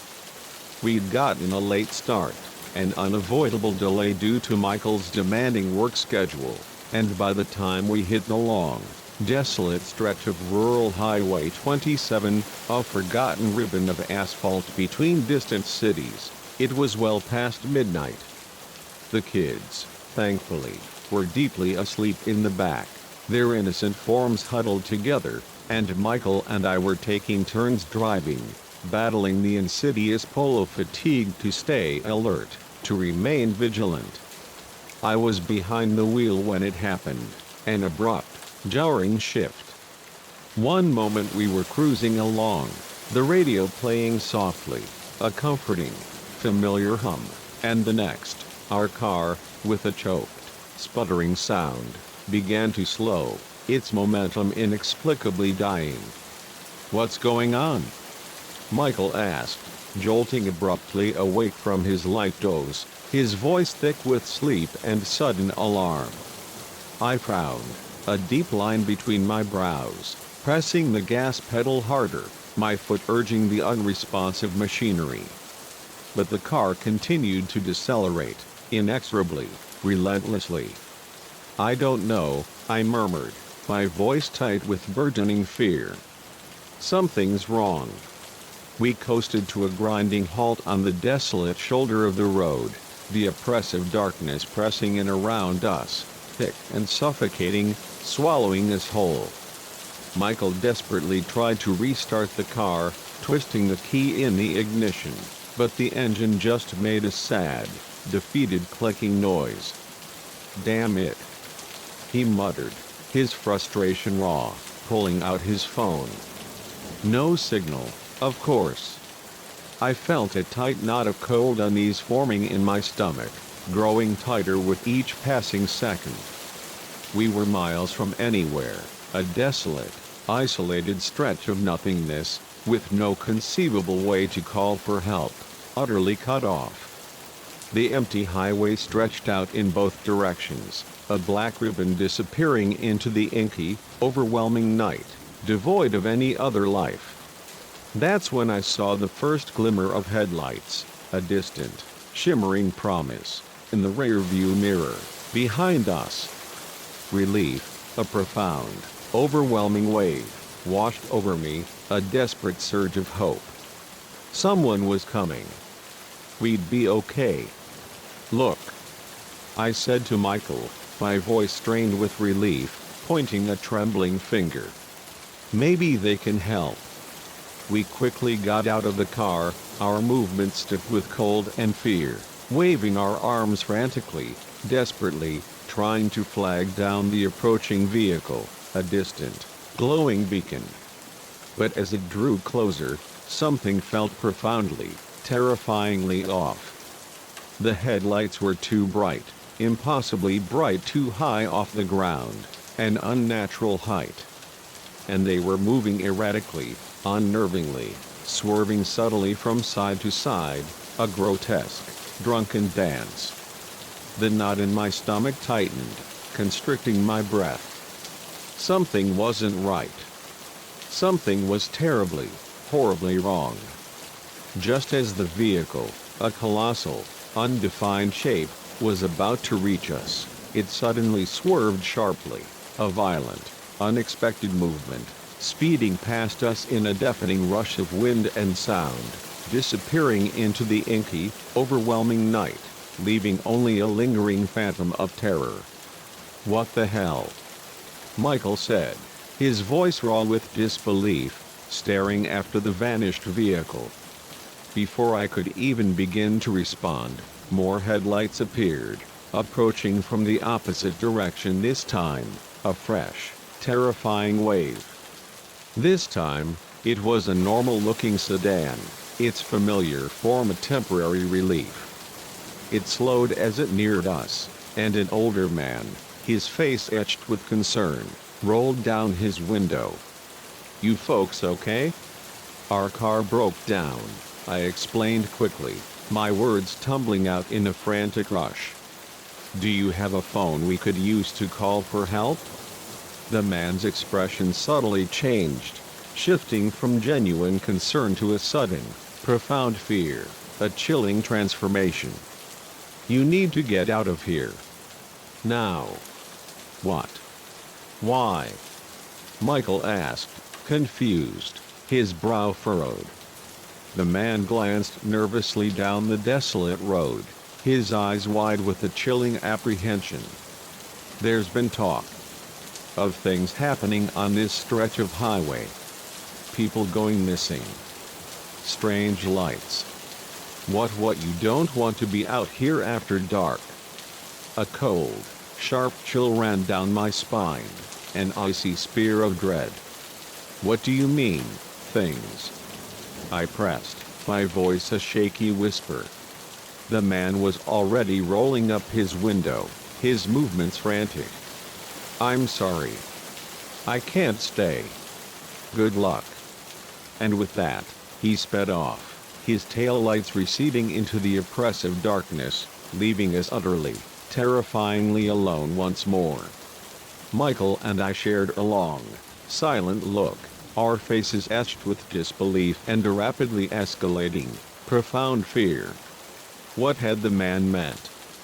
And what, in God's name, were we going to do now? That's when we saw the third set of headlights. They appeared suddenly, impossibly, much closer than they should have been, and they were coming straight for us, accelerating rapidly, moving far too fast for any normal vehicle. "Get in the car!" I screamed, my voice raw with terror, yanking open the door and diving inside, my body clumsy with fear. Michael barely made it in before the vehicle, a roaring, monstrous blur, roared past us, missing our car by mere inches, a terrifying near miss. The kids, jolted awake by the sudden, violent commotion, were startled and confused. "Mom? Dad? What's happening?" Ethan asked, his voice small, a thin, reedy sound, filled with profound fear. "It's okay, sweetie," I said, forcing a calm into my voice that I was far from feeling, a desperate, comforting lie. "We're just having some car trouble. Everything's fine." But even as I spoke the hollow words, I looked in the rearview mirror, and I knew I was lying. The lights were following us, gaining speed, relentlessly. And now, horrifyingly, I could see shapes moving in the darkness between the lights, huge, misshapen things that loped alongside the strange, unnatural vehicles, grotesque shadows dancing in the periphery of the blinding light. Michael was pushing our car to its absolute limits, the engine whining in protest, groaning under the strain, but it wasn't enough. The lights were getting closer, impossibly closer, and with them came a sound, a low, pulsing hum, deep and pervasive, that seemed to vibrate through my very bones, shaking me to my core. "What are they?" Ethan asked, his small face pressed against the rear window, his eyes wide with terror. "Don't look," I said sharply, my voice raw, desperate. "Just don't look." The hum was getting louder, a deafening crescendo, drowning out the familiar sound of our engine, of the wind rushing past, of our own ragged breathing. It was all-encompassing, a profound, pervasive vibration that made my head spin and my vision blur, distorting reality. And then, suddenly, terrifyingly, everything went dark. The dashboard lights, our headlights, even the relentless, pursuing lights, all gone in an instant. We were plunged into total, absolute, suffocating darkness. For a moment, there was a profound, terrifying silence. Then, a blinding, searing light flooded the car from above, a brilliant, overwhelming white that pulsed with an unholy intensity. It was so bright it physically hurt, and I squeezed my eyes shut against its searing glare, burying my face in my hands. I felt the car lifting, a slow, unnatural ascent, rising off the ground, defying gravity. The kids were screaming, their raw, terrified shrieks filling the confined space. Michael was yelling something, his voice muffled, distorted, utterly incomprehensible over the deafening, pulsing hum.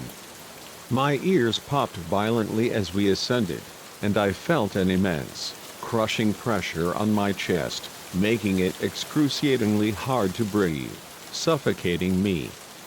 Just when I thought I was going to pass out, to lose consciousness, everything stopped. The light, the deafening noise, the terrifying feeling of rising.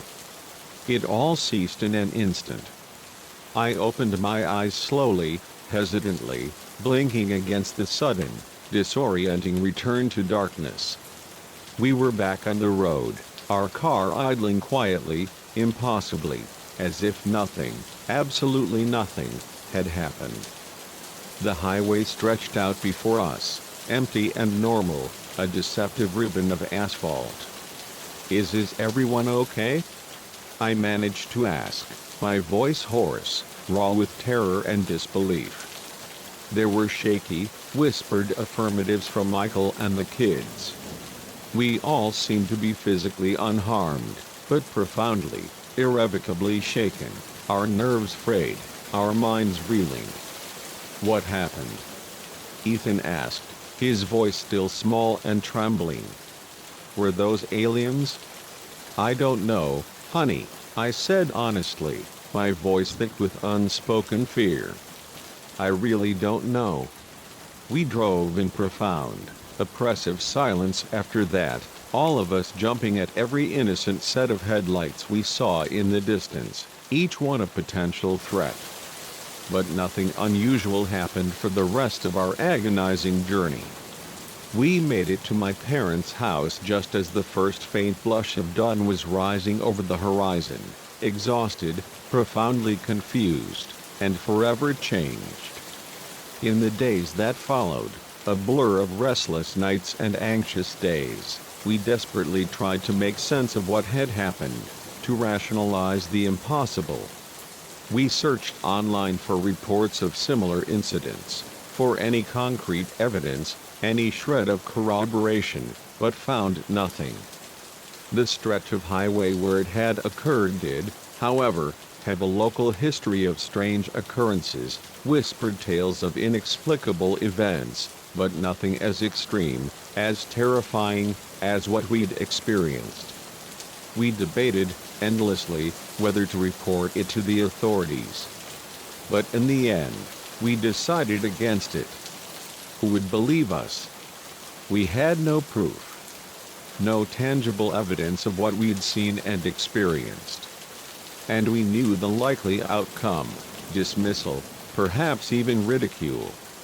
But the chilling, indelible memory of that night stayed with us, a relentless, terrifying presence. The kids had nightmares for months, their innocent sleep plagued by unseen terrors. Michael and I found ourselves instinctively avoiding driving at night whenever possible, a quiet, unspoken agreement. And I never, ever looked at headlights in my rearview mirror the same way again. Years have passed, blurring into a distant memory, and we've never experienced anything like that again, a merciful reprieve. But sometimes, on dark, silent nights, when I'm driving alone, the silence heavy and oppressive, I'll catch a fleeting glimpse of strange, unnatural lights in my mirror. And for a terrifying moment, I'm back on the desolate highway, feeling the pervasive hum vibrate through my bones, and the suffocating terror in my heart, raw and visceral. I don't know what happened to us that night. Were they aliens? Some kind of interdimensional beings, slipping between realities? Or something else entirely, something our fragile minds can't even begin to comprehend? I'll probably never know for sure. But one thing I do know, with a chilling, bone-deep certainty, the night isn't as empty as we think it is. There are things out there in the suffocating darkness, unseen entities that watch and wait. And sometimes, just sometimes, they reach out, a cold, alien touch, to graze our world. And when they do, all we can do is hold on tight, our breath hitched, and pray, a desperate, silent plea, that we make it through to the other side, that we survive the encounter. So the next time you're driving down a dark, lonely road, the miles stretching endlessly before you, and you see headlights approaching in your mirror, pay attention. Pay close, careful attention. Because you never, ever know when those lights might be bringing something more than just another weary traveler passing in the night.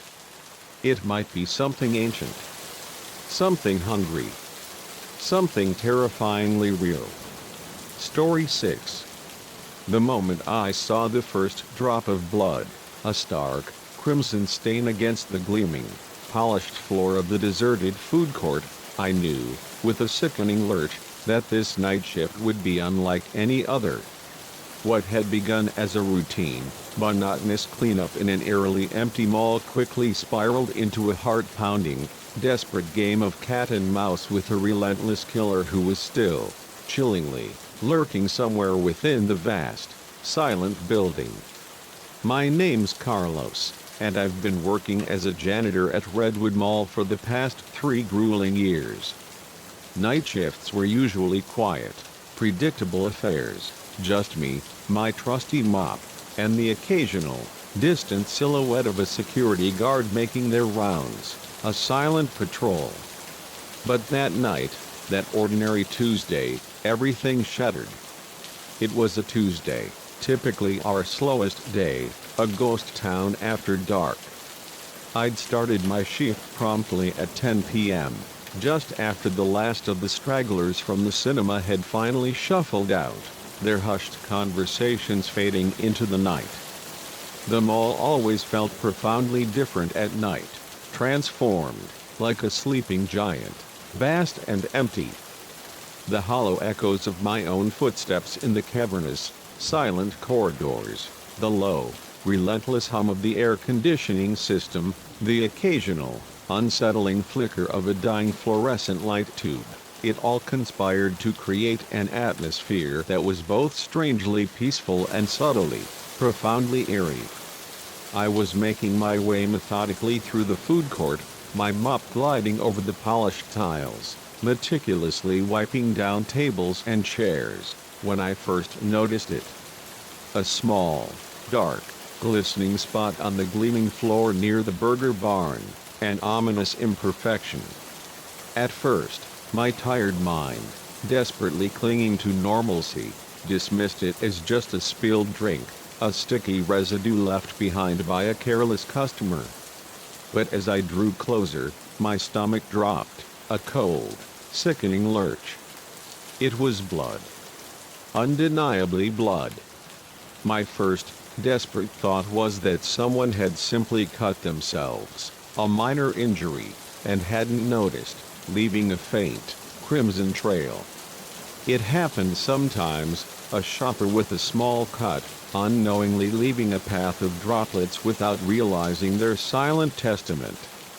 But as I followed the droplets, my heart beginning a faint, uneasy thrum, a cold chill ran down my spine, an icy spear of premonition. They were leading away from the brightly lit food court, away from the comforting glow, towards the darker, more secluded service corridors. I should have called security right then. I should have reported it immediately and let them, the professionals, handle it. But curiosity, a dangerous, insatiable beast, got the better of me. I'd worked in this mall for years. I knew every hidden nook and cranny, every secret passage. If someone was hurt, truly injured, perhaps I could help. The trail of glistening blood led me to a heavy, industrial door, clearly marked employees only. It was slightly ajar, a chilling anomaly. These doors were always supposed to be meticulously locked at night, a strict security protocol. My hand shook slightly, involuntarily, as I pushed it open, the hinges groaning ominously in the profound, suffocating silence, a sound amplified in the vast emptiness. The service corridor was shrouded in oppressive darkness, lit only by the dim, anemic glow of emergency exit signs, their green light a faint, ghostly presence. The blood trail was far more pronounced here, a horrifying smear along the rough, concrete wall, as if someone had been stumbling, desperate for support, their life bleeding away. "Hello?" I called out, my voice echoing, hollow and vulnerable, in the narrow, claustrophobic space. "Is anyone hurt? Do you need help?" No response. Only the faint, rhythmic drip of water from a leaky pipe somewhere in the chilling distance, a mocking, solitary sound. I followed the trail, my heart pounding, a frantic drumbeat against my ribs, each beat amplified in the suffocating silence. It led to another heavy, steel door, this one clearly leading to the ominous basement storage area. As I reached for the cold, metallic handle, I heard it, a muffled thump from the other side, a dull, sickening sound, followed immediately by what sounded horrifyingly like a choked sob. Adrenaline, cold and sharp, surged through me, a sudden jolt of desperate energy. Someone was definitely in there. And they were in profound, terrible trouble. I yanked the door open, ready to rush in, ready to offer immediate aid, to be a savior. What I saw stopped me dead in my tracks, freezing me to the spot, plunging me into an abyss of pure, unadulterated terror. The storage room was dimly lit by a single, bare bulb, its anemic glow casting long, grotesque shadows across towering stacks of cardboard boxes and dusty, abandoned mannequins, their vacant eyes staring into the gloom. And there, in the very center of the room, was a scene ripped straight out of a nightmare, a tableau of unspeakable horror. A man stood with his back to me, his form hunched over something on the floor. As my eyes, struggling to adjust to the oppressive gloom, finally focused, I realized with a sickening lurch of horror that the something was a person. And they weren't moving. The man must have heard the door creak open, because he suddenly straightened up, his movements quick and precise, and turned around. In his hand, held with chilling casualness, was a knife, its gleaming blade dark, impossibly dark, with blood. Our eyes met, a horrifying, profound connection, and for a terrifying, agonizing moment, time seemed to simply stand still, frozen in a tableau of terror. I saw the raw, unhinged madness in his gaze, the chilling, casual flecks of blood on his face, a grotesque mask. And he saw me. A witness. A damning, inconvenient witness to his unspeakable crime. I didn't think. I just reacted. I slammed the door shut with a violent crash, the sound echoing through the silence, and ran. My feet pounded against the linoleum floor, a desperate, rhythmic drumbeat of escape. Behind me, I heard the storage room door burst open with a violent slam, followed immediately by the chilling sound of pursuit, heavy, relentless footsteps. My mind raced, a frantic carousel of desperate thoughts, as I sprinted blindly through the service corridors, the narrow walls pressing in on me. I needed to get to security. To call for help. But the security office was on the complete other side of the vast mall. Could I make it? I burst out of the service area, stumbling into the main concourse, its vast emptiness now a suffocating, terrifying space. My eyes darted frantically around, searching desperately for anything, any desperate object, I could possibly use to defend myself. The shuttered storefronts, their metal gates pulled down, offered no refuge, no sanctuary. The food court, with its labyrinthine maze of tables and chairs, might slow him down, but it would also slow me down. I chanced a quick glance over my shoulder, a terrifying, fleeting glimpse, and immediately wished I hadn't. He was there. Maybe 50 feet behind me, his form a dark, menacing silhouette, his face contorted with pure, unadulterated rage. He had ditched the knife for something far more lethal, far more terrifying, a fire axe. He must have grabbed it from one of the emergency stations, its gleaming blade catching the dim light. Terror, pure and raw, lent me a desperate speed I didn't know I possessed, a burst of primal energy. I raced past darkened shops, their display windows reflecting my terrified, distorted image, my lungs burning, raw and agonizing, my legs aching, screaming in protest. The security office was just ahead, a shimmering beacon of hope, past the grand, empty fountain in the central plaza. I was almost there when my foot hit a slick spot on the floor, a patch of unseen moisture, probably something I'd missed during my earlier cleaning, a cruel, ironic twist of fate. I went down hard, slamming against the polished tiles, sliding across the slick surface. Pain shot through my knee, a searing agony, but adrenaline, cold and sharp, kept me moving.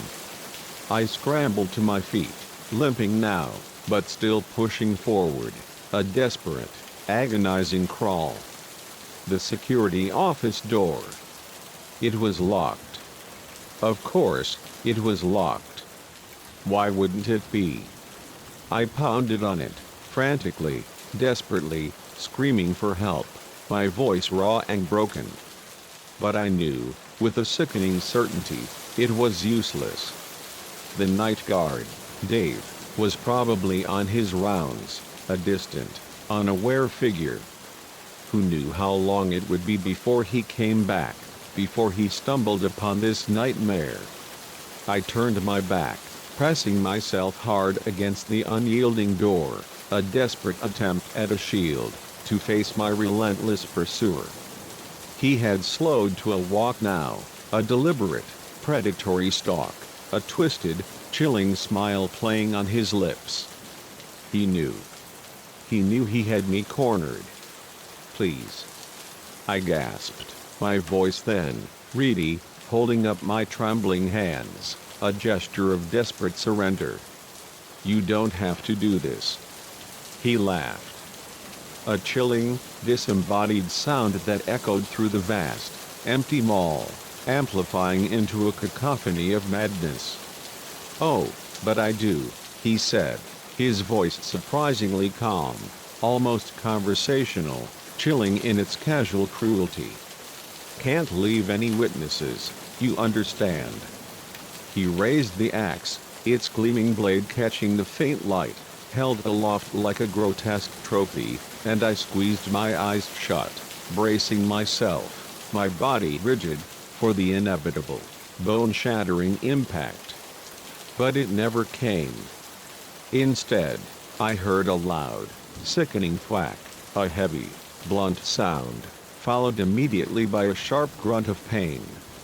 I opened my eyes slowly, hesitantly, blinking against the sudden rush of adrenaline, to see the killer crumpling to the ground, his body collapsing in a heap, the axe clattering from his grasp with a jarring, metallic sound. Behind him stood Dave, the night guard, his face a mask of shock and confusion, holding his heavy flashlight like a makeshift club, its beam trembling slightly. "Carlos?" Dave said, his eyes wide, disbelieving. "What the hell is going on?" The next few hours were a chaotic blur of flashing lights and urgent voices. Police swarmed the mall, their presence a sudden, overwhelming force, cordoning off areas, meticulously taking statements. The killer, it turned out, was wanted for a string of brutal murders across 3 states, a horrifying serial predator. The person in the storage room, the one I had tried so desperately to save, had been his latest victim, a young woman who, thankfully, was still miraculously alive, clinging to a thread of life, and was rushed immediately to the hospital, her fate uncertain. As I sat in the back of an ambulance, a thin, scratchy shock blanket draped over my trembling shoulders, I couldn't stop shaking. The profound, terrifying reality of how agonizingly close I'd come to death was finally sinking in. If Dave hadn't come back from his rounds precisely when he did, if fate hadn't intervened in that precise, critical moment in the days and weeks that followed, I was hailed as a hero. If I hadn't investigated the blood trail, they said, if I hadn't pushed, the killer might have escaped, vanished back into the shadows, and the woman might have died, her life extinguished. But I didn't feel like a hero. I felt lucky. Profoundly, terrifyingly lucky. And forever changed. I quit my job at the mall soon after. I simply couldn't stand to walk those corridors again, to breathe its tainted air, knowing what horrors had unfolded there, what violence had soaked into its very fabric. The nightmares were bad enough, a relentless, terrifying torment, without having to relive the grotesque reality every single night at work. Now, years later, the memory of persistent, chilling shadow, I still can't look at him all the same way. Every darkened storefront, every closed gate, seems to hide potential danger, a lurking threat. Every echo in a quiet corridor, every subtle sound, sends my heart racing, a frantic, terrified drumbeat. I know, logically, that what happened that night was a freak, isolated occurrence, a rare aberration. But logic doesn't help much when you've stared death, raw and unblinking, directly in the face. Sometimes, when I'm up late at night, and the house is quiet, the silence heavy and oppressive, I find myself thinking about that killer. About the raw, unhinged madness I saw in his eyes. The chilling, casual indifference with which he was prepared to end my life, to snuff out my existence. And I wonder, how many other monsters are out there, hiding in plain sight, walking among us, their true nature concealed. Waiting, patiently, for their moment to strike, for the perfect opportunity? I don't have an answer. But I do know this, the world is not as safe, as predictable, as we desperately pretend it is. Danger lurks in the most unexpected places, in the most mundane settings. And sometimes, The difference between life and death, between escape and oblivion, is nothing more than a locked door, a well-timed rescue, or a patch of slippery, unnoticed floor. So the next time you're alone in a quiet place, the silence thick and heavy, and you hear an unexpected sound, a subtle creak, or see something that doesn't quite fit, that seems subtly, unnervingly wrong, pay attention. It might be nothing. Or it might be the first, chilling warning sign of a nightmare about to unfold, a grotesque horror waiting to erupt. And in those precious, terrifying moments, trust your instincts. They just might save your life. Story 7. The first time I heard the scratching, a faint, unsettling sound from deep within the walls, I instinctively dismissed it as nothing more than a few errant mice, a common nuisance in any old house. By the third relentless night, however, when the whispers, faint and insidious, began to slither into the suffocating silence of my room, I knew, with a chilling, bone-deep certainty, that I'd rented a room not just in an old house, but in a true house of horrors. But it wasn't until my trembling fingers discovered the hidden door, concealed behind a false facade, that I finally realized just how terrifyingly deep the nightmare went, how intricately it was woven into the very fabric of my new home. My name's Julian, and I'm a grad student at the local university, perpetually chasing deadlines and fueled by lukewarm coffee. When I stumbled upon the online ad for a surprisingly cheap room in a beautiful, sprawling old Victorian house, Elmwood Manor, it seemed impossibly too good to be true. Turns out, it was. The house was undeniably gorgeous from the outside, a vision of old-world charm, all intricate gingerbread trim, delicate as lace, and vibrant, stained glass windows that caught the morning light in a kaleidoscope of color.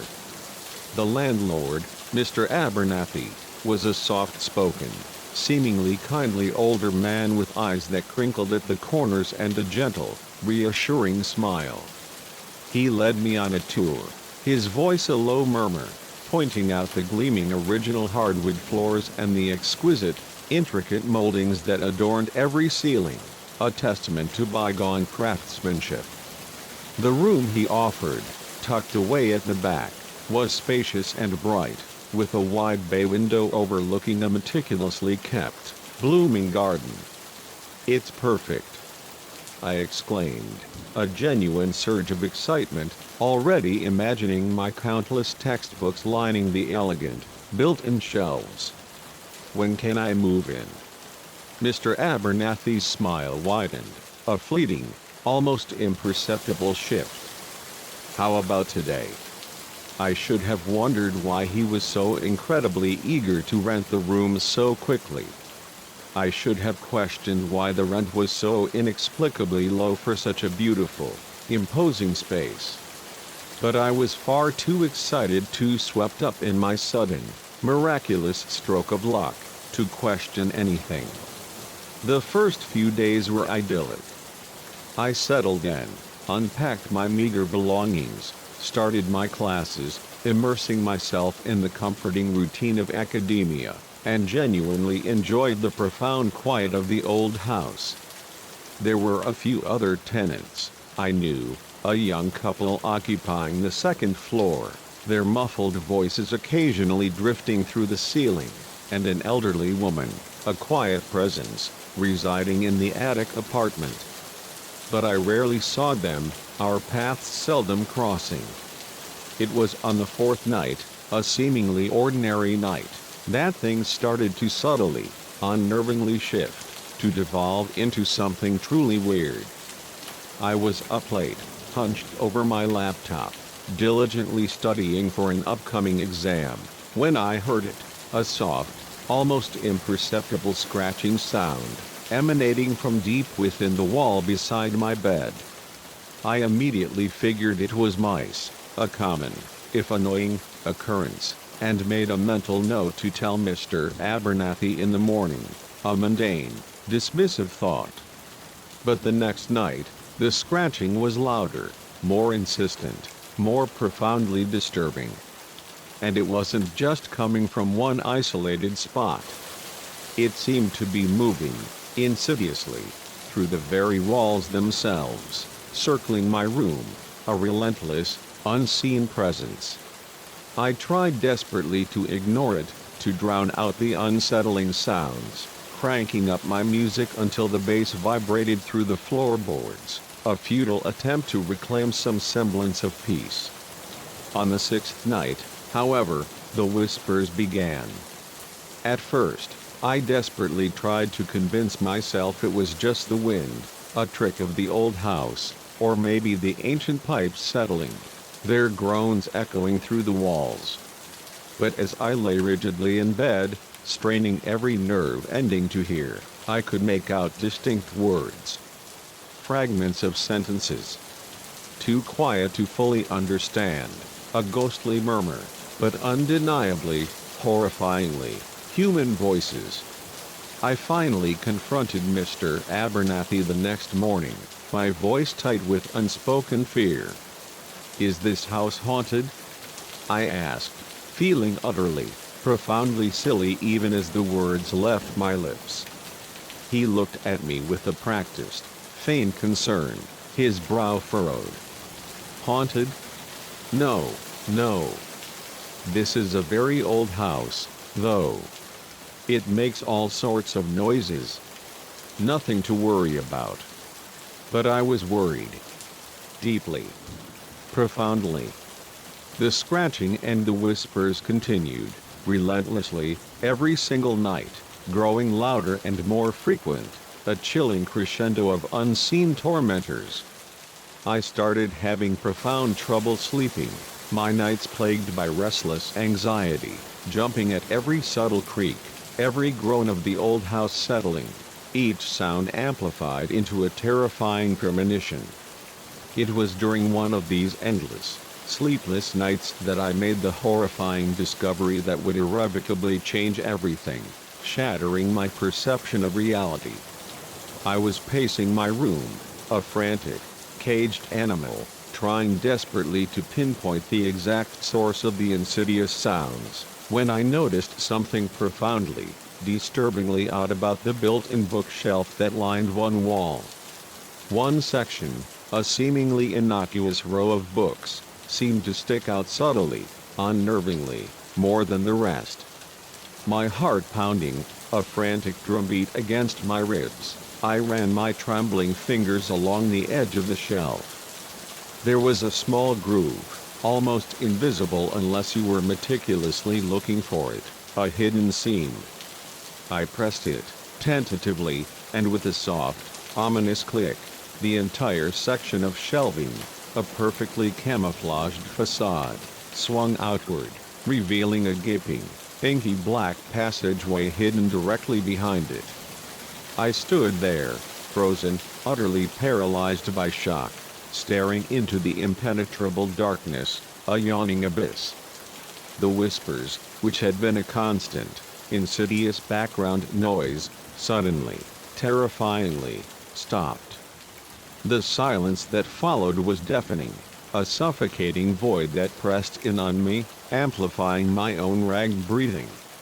Common sense, a faint, desperate whisper of sanity, screamed at me to immediately close the door, to call the police, or at the very least, Mr. Abernathy, to expose this impossible horror. But curiosity, an insatiable, self-destructive beast, won out, as it always did. I snatched my phone, its small light a fragile beacon, and stepped hesitantly into the dark, unknown passageway.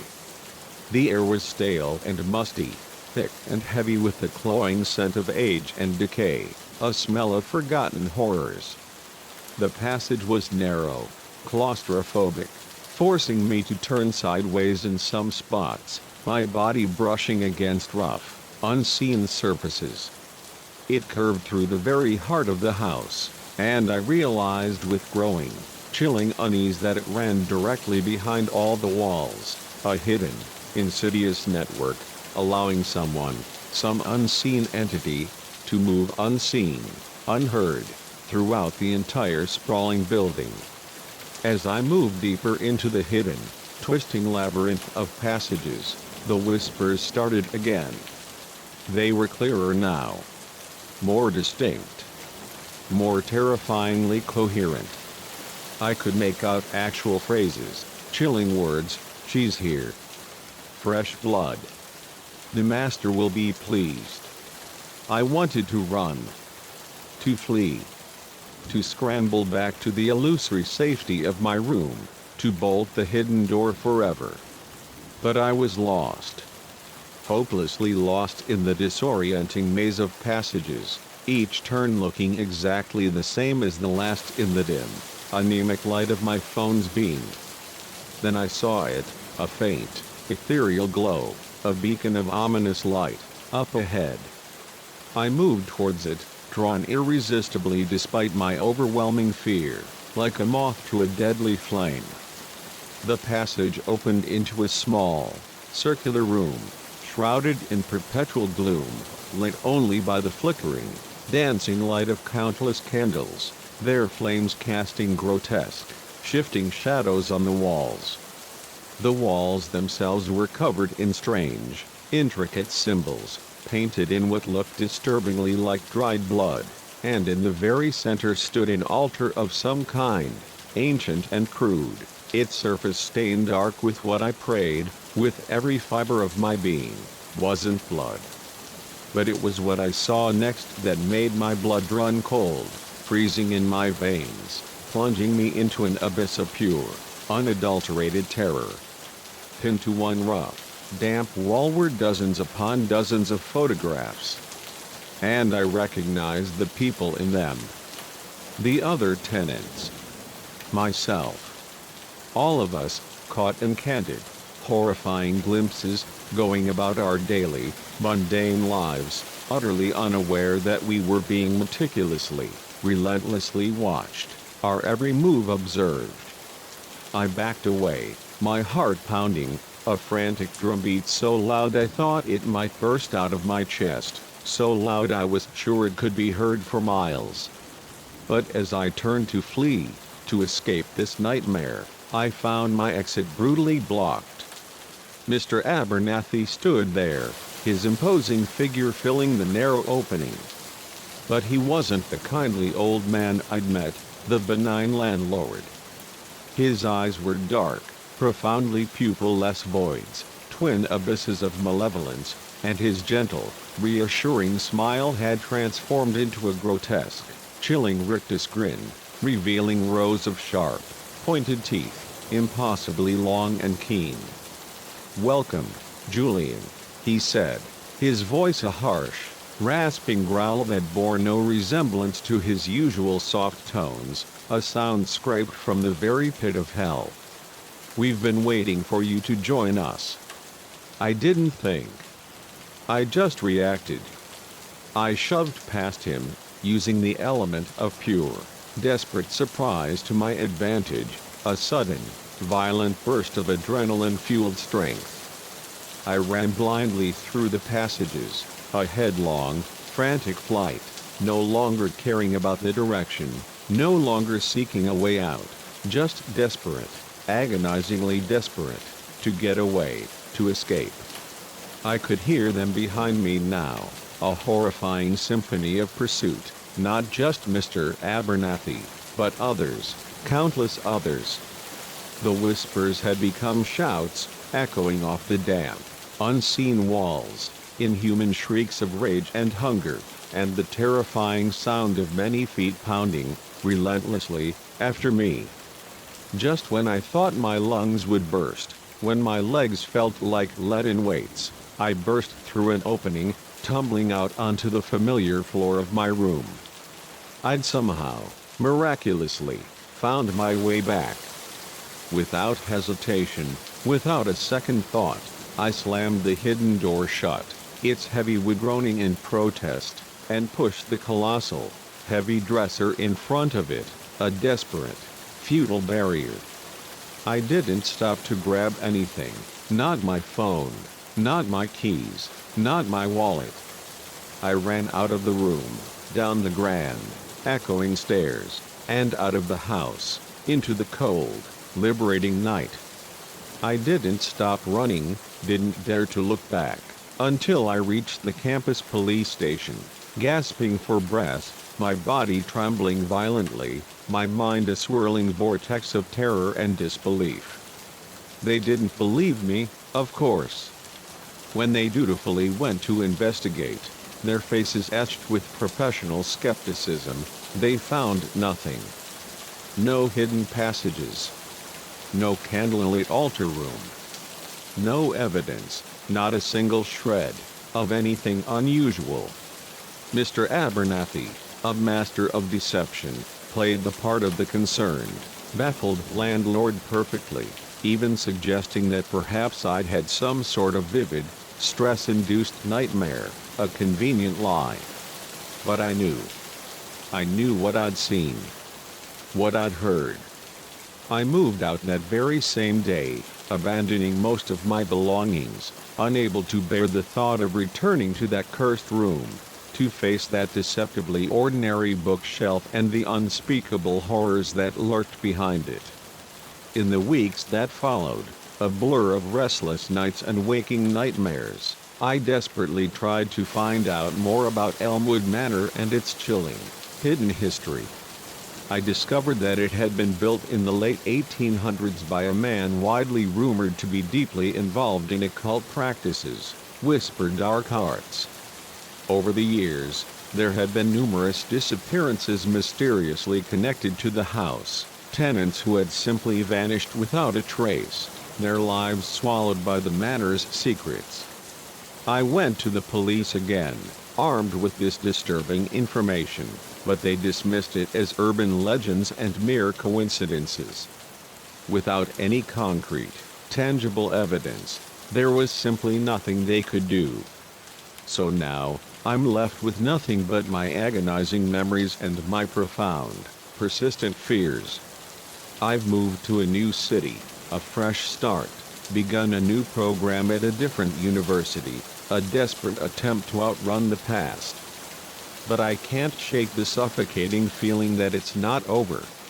Sometimes, late at night, when the silence is heavy and oppressive, I swear I can hear faint whispers in my walls, scratching sounds that have no discernible source, a ghostly echo of Elmwood Manor. And sometimes, out of the very corner of my eye, a chilling, fleeting glimpse, I catch a familiar figure, an old man with seemingly kind eyes and a gentle smile that hides something truly monstrous, sharp teeth and darker, unspeakable appetites. I don't know if what I experienced was truly supernatural, a ghostly visitation, or just the grotesque work of a very sick, very human monster. But I do know this: evil exists in this world, a dark, pervasive force, hiding behind pleasant, deceptive facades and lurking in the secret spaces we never think to look, the hidden corners of our lives. So the next time you're house hunting, searching for a new beginning, and you find a place that seems impossibly too good to be true, trust your instincts. Look closely at the walls. Listen intently for the whispers in the night. Because you never, ever know what unspeakable horrors might be hiding just on the other side of that perfect, alluring room. As for me, I'll never again ignore the unsettling sounds in the walls. I'll never dismiss strange noises as just the benign settling of an old house. Because now I know the chilling truth: sometimes, the real monsters aren't hiding under the bed or in the closet. Sometimes, terrifyingly, profoundly, they're the ones handing you the keys to your new home, inviting you into a nightmare from which there might be no escape. Story 8. The moment I realized the couple at the next table, their laughter still a faint echo in the opulent dining room, had utterly vanished without a trace, I knew, with a chilling, sickening certainty, that this wasn't going to be the relaxing, sun-drenched cruise I'd so desperately hoped for. Little did I know, I was about to become inextricably entangled in a terrifying, high-stakes game of cat and mouse with a ruthless killer who walked among us, smiling, polite, and horrifyingly hidden in plain sight. My name's Alex, and I'd meticulously booked this week-long Caribbean cruise, the Azure Empress, as a much-needed, luxurious escape from my high-stress, demanding job in corporate finance. 7 days of endless sun, sparkling sea, and blissful relaxation. That's what the glossy brochure had so temptingly promised. Instead, I plunged headlong into a living nightmare, a grotesque horror that would haunt my every waking moment, every tortured dream, for years to come. The first few days were everything I'd envisioned, a blissful, ephemeral dream. I lounged idly by the shimmering pool, sipping exotic cocktails with tiny umbrellas, and reveling in the dazzling nightly entertainment, a blur of music and laughter. It was on the third night that things took a subtle, then terrifyingly sinister turn. I was having dinner in the main, lavish dining room, savoring a perfectly cooked prime rib, making polite, mundane small talk with the charming, elderly couple at my table. That's when I noticed them, a young couple, 2 tables over, their faces flushed, their voices low and strained. They caught my eye because they seemed to be locked in a heated, furious argument, the woman gesturing wildly, her movements agitated, while the man nervously, furtively, glanced around the opulent room, his eyes darting. I didn't think much of it at the time, couples fight, even on vacation, even in paradise. I finished my meal, a bittersweet end to the normalcy, and headed to the bustling casino for a nightcap, a desperate attempt to drown out the nagging unease.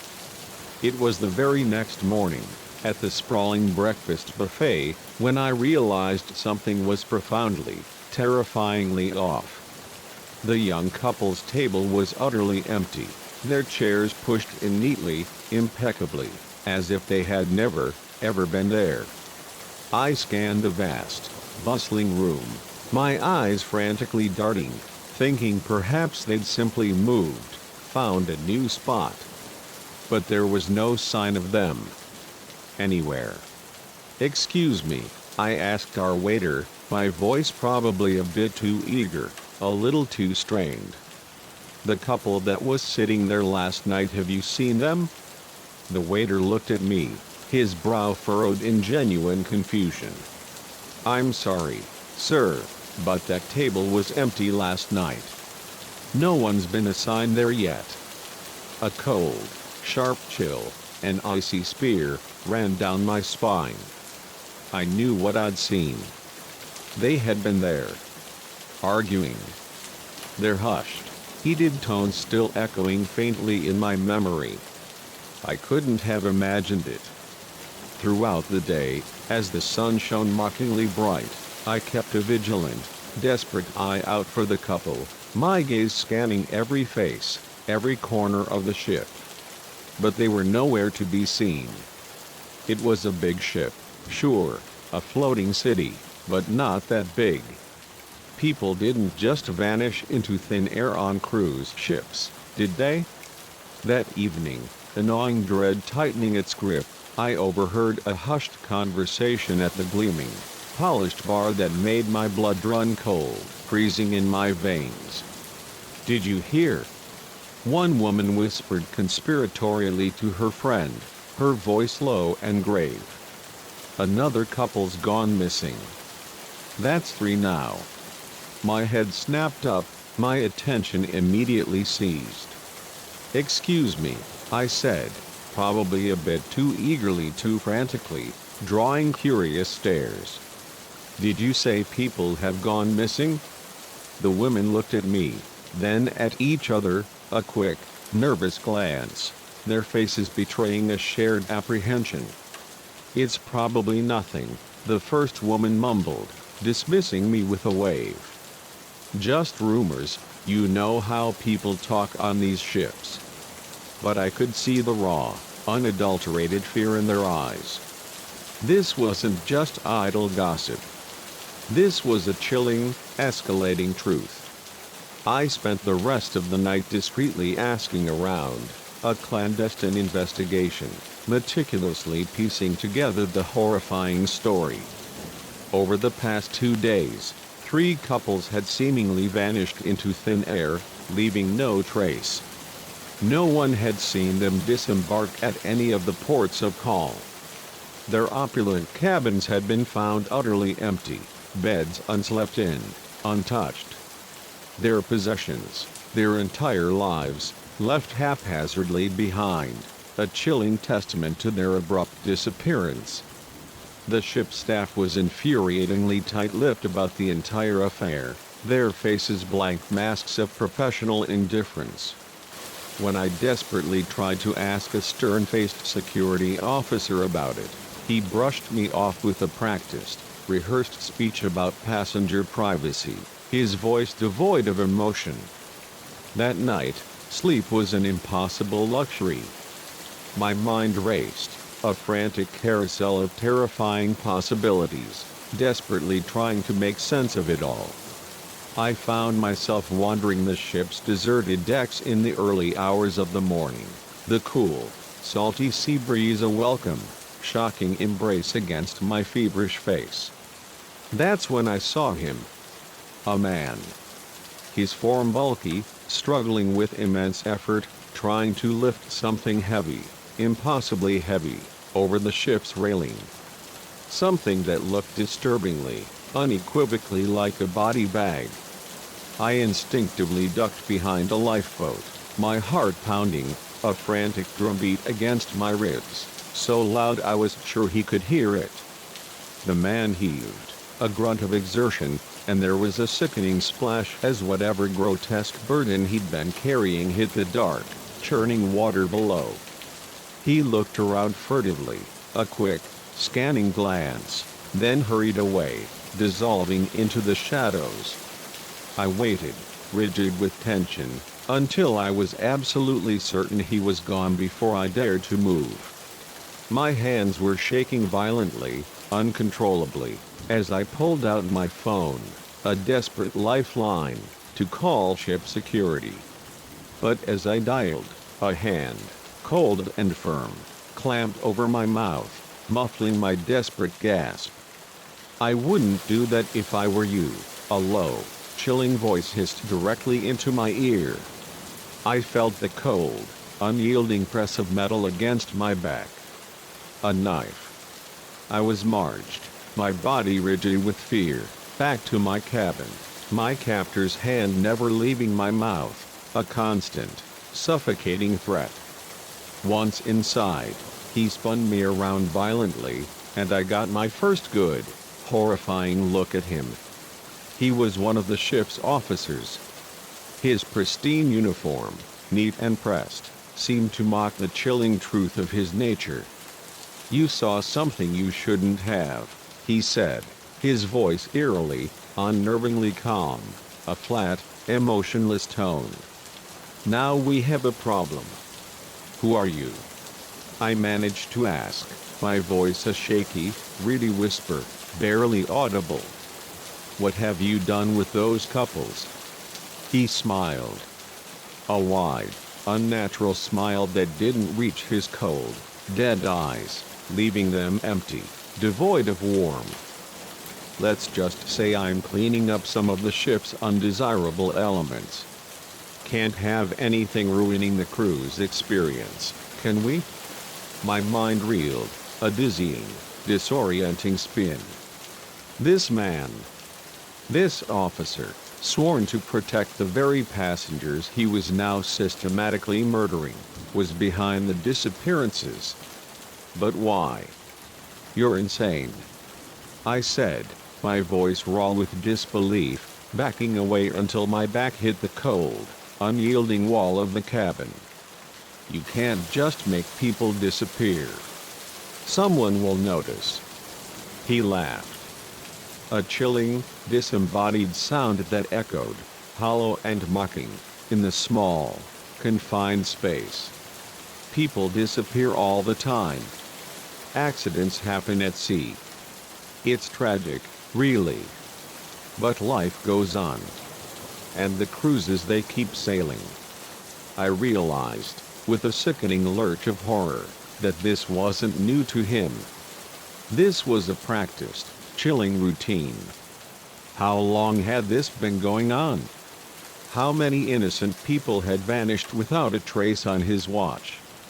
Now, he said, his voice sharp and precise, twirling the knife casually, its blade catching the dim light, a cold, sharp gleam. We need to decide what to do about you. I knew. I knew with a desperate, bone-deep certainty that I had to act fast.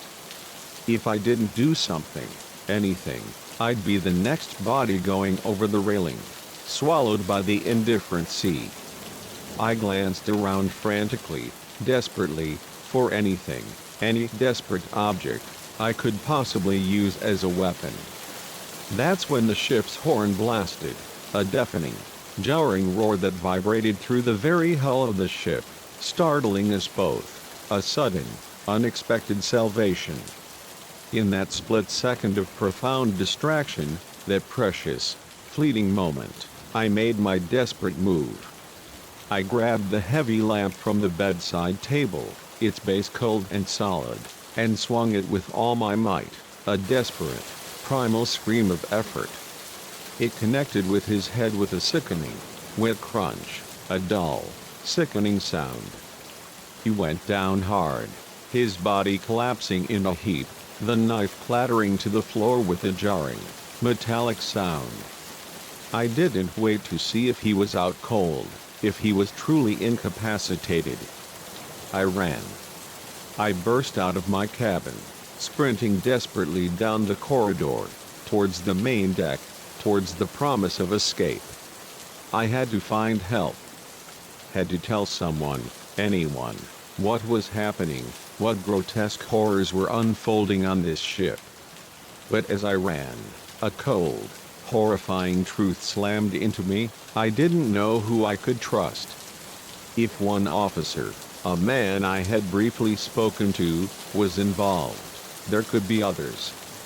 The entire crew, for all I knew, could be in on it, a vast, chilling conspiracy.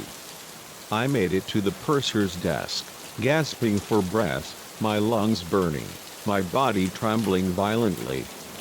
"Please," I panted, my voice raw, broken. "You have to help me. There's a killer on board. He's making people disappear." The woman behind the desk, her face etched with professional concern, looked at me with a disconcerting mixture of pity and alarm. "Sir, please calm down. What are you talking about?" I tried desperately to explain, the words tumbling out in a frantic, incoherent rush, a desperate torrent of terror. But even as I spoke, I could see the doubt forming in her eyes. I sounded crazy. And I knew it. "Sir, I think you should come with me," she said, her voice gentle, reassuring, but firm, unwavering. "We have a doctor on board who can help you." "No. You don't understand," I shouted, my voice rising, drawing stares from nearby passengers, their faces turning towards the commotion. "We're all in danger." That's when I felt a heavy, unyielding hand on my shoulder. I spun around, ready to defend myself, to fight, only to find myself face to face with the ship's captain, his stern features etched with authority. "Is there a problem here?" he asked, his voice calm, authoritative, his eyes piercing. I opened my mouth to explain, to scream the truth, but the words died in my throat. Standing just behind the captain, a silent, menacing shadow, was the officer from my cabin, his head now neatly bandaged, his eyes burning with an unholy, malevolent hatred. In that agonizing moment, I knew I was truly, utterly alone. No one would believe me. It was my word against theirs, and they, the forces of the Azure Empress, held all the cards, all the power. I did the only thing I could think of. I ran again. I pushed past the captain, a desperate act, and sprinted towards the upper decks, my legs burning. I could hear shouts behind me, the rapid pounding of feet in pursuit. I burst out onto the open deck, the cool, biting night air hitting me like a physical slap to the face, a desperate jolt of liberation. The railing. It was just ahead. In a split second, a desperate, irreversible decision solidified within me, one that would irrevocably change my life forever. I jumped. The shocking, immediate impact of the cold, churning water drove the very breath from my lungs, a violent, suffocating expulsion. I surfaced, gasping, choking, fighting for air, and watched as the ship's myriad lights, a glittering, deceptive mirage, grew smaller and smaller in the distance, slowly receding into the inky blackness, a symbol of the nightmare I was leaving behind. I had no idea, no desperate certainty, if I'd survived the night in the vast, unforgiving open ocean, if salvation would ever come. But I knew, with a bone-deep certainty, that my chances, however slim, were infinitely better than if I'd remained trapped on that ship of unspeakable horrors. As I floated there, bobbing helplessly in the vast, indifferent sea, waiting for rescue or the cold embrace of death, whichever came first, I couldn't help but wonder how many other ships, countless more, were out there, sailing placidly across the unsuspecting seas, while hiding dark, grotesque secrets in their deepest, most chilling depths? How many other killers, smiling and polite, walked among unsuspecting passengers, selecting their next victims from the buffet line or the evening's seemingly innocent show? I was eventually rescued by a small, unassuming fishing boat, a miraculous sight, but my harrowing story was met with predictable disbelief and profound, professional suspicion. The cruise line, a monolithic entity of denial, denied everything, painting me as a mentally unstable passenger who had, in a moment of crisis, inexplicably jumped overboard. But I know what I saw, what I experienced. And now, years later, the memory of persistent, chilling shadow, every time I see an advertisement for a luxury cruise, a glossy promise of paradise, I can't help but shudder. Because I know the chilling truth, sometimes, the real danger isn't the vast, unpredictable ocean or the unfamiliar, foreign ports of call. Sometimes, chillingly, terrifyingly, the killer is right there beside you, wearing a crisp uniform and a welcoming smile, patiently waiting for the perfect, horrifying moment to strike. So the next time you're considering a vacation at sea, a luxurious escape, remember my story. And ask yourself, are you truly ready to be trapped in the middle of the vast, indifferent ocean, with nowhere to run, nowhere to hide, and no one, absolutely no one, to trust? Because once that ship leaves port, once the gangplank is raised, you're at the mercy of whoever, or whatever, is on board with you. Story 9. The rusted Ferris wheel creaked ominously in the midnight breeze, a skeletal sentinel to the unfolding horror beneath its towering form. As I, Mark Jensen, crouched low behind the dilapidated ticket booth, my camera clutched tightly to my chest, a profound and sickening dread solidified.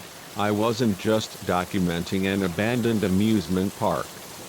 I was witnessing something far more sinister, a dark ritual unfolding in the shadows.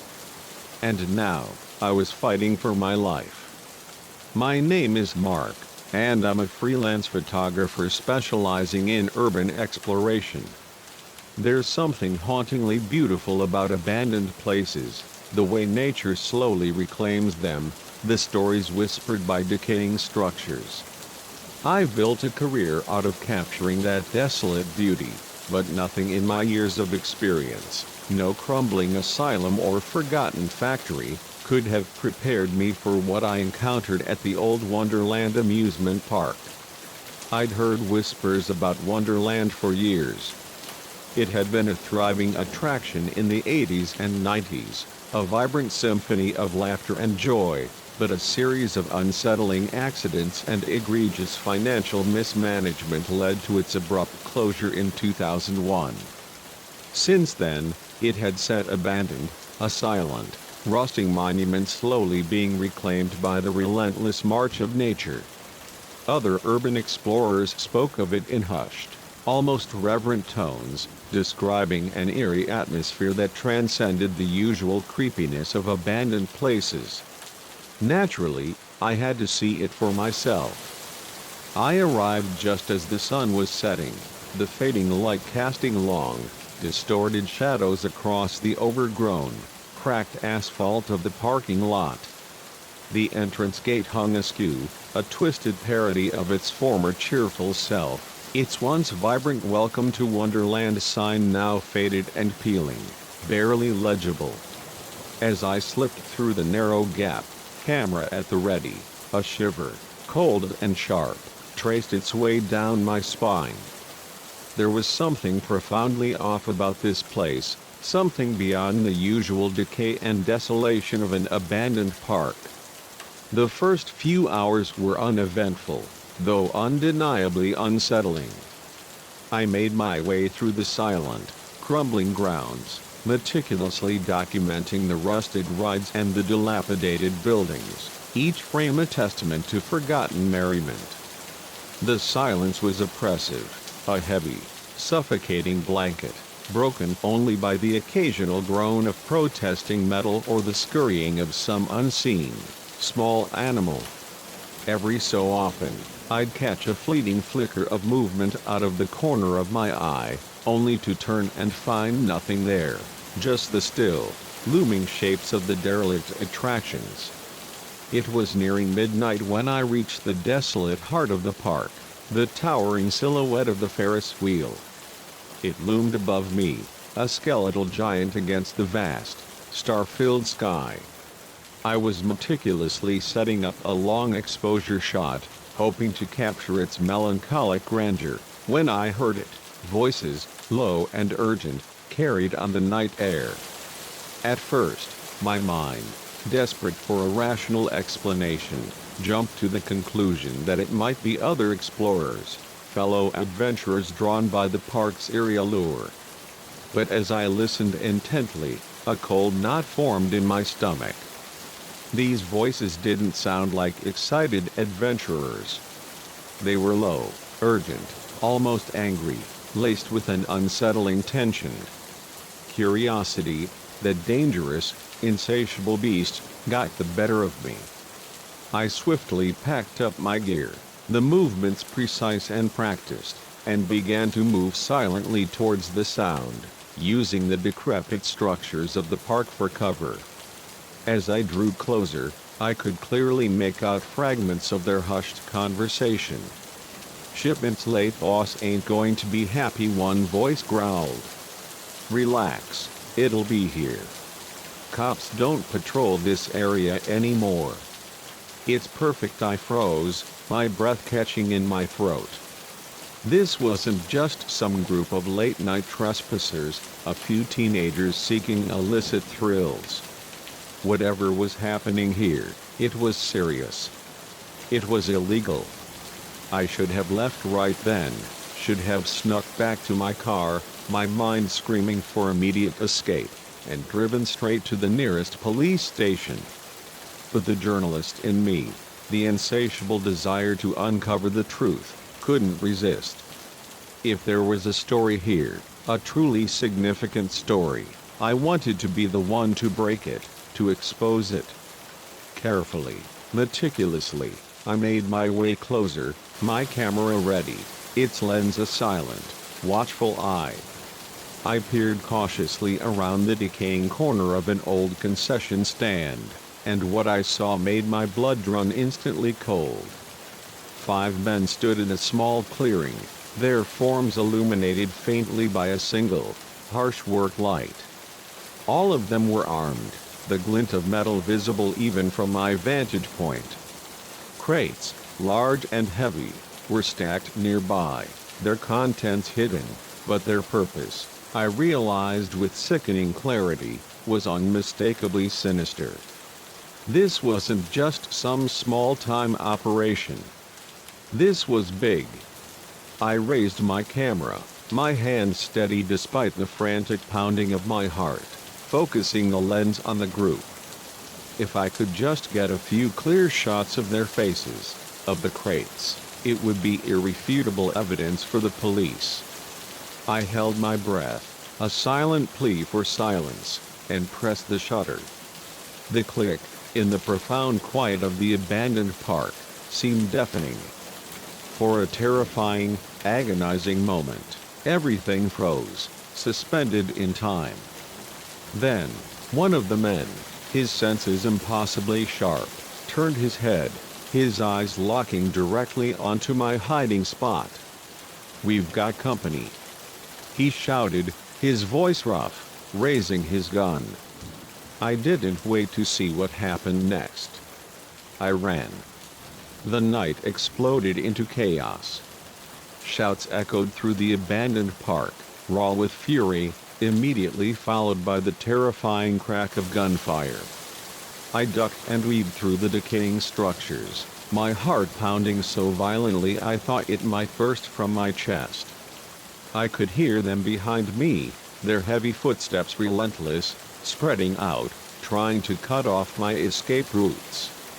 I knew I had one crucial advantage. I'd spent countless hours exploring this park, memorizing its convoluted layout, every hidden nook and cranny, every secret pathway.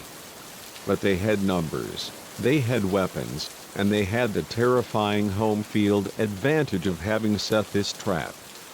I ducked into the old fun house, hoping to lose them in the disorienting maze of mirrors and treacherous, uneven trick floors.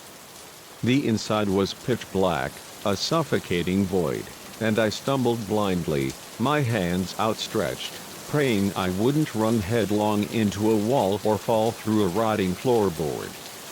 Behind me, I could hear them entering the fun house, their flashlight beams cutting through the darkness, reflecting crazily off the few remaining, cracked mirrors, distorting their forms into grotesque, terrifying shapes. I pressed myself into a dark corner, trying desperately to control my ragged, terrified breathing, to become utterly still, unseen. Come out, wherever you are." One of them called, his voice echoing unnaturally in the enclosed, distorted space. "We just want to talk."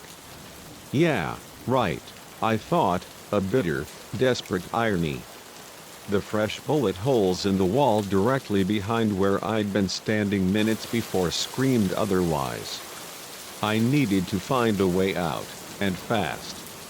My eyes, now somewhat adjusted to the profound darkness, caught a faint glimmer of moonlight, an exit, half hidden behind a fallen panel, a desperate sliver of hope.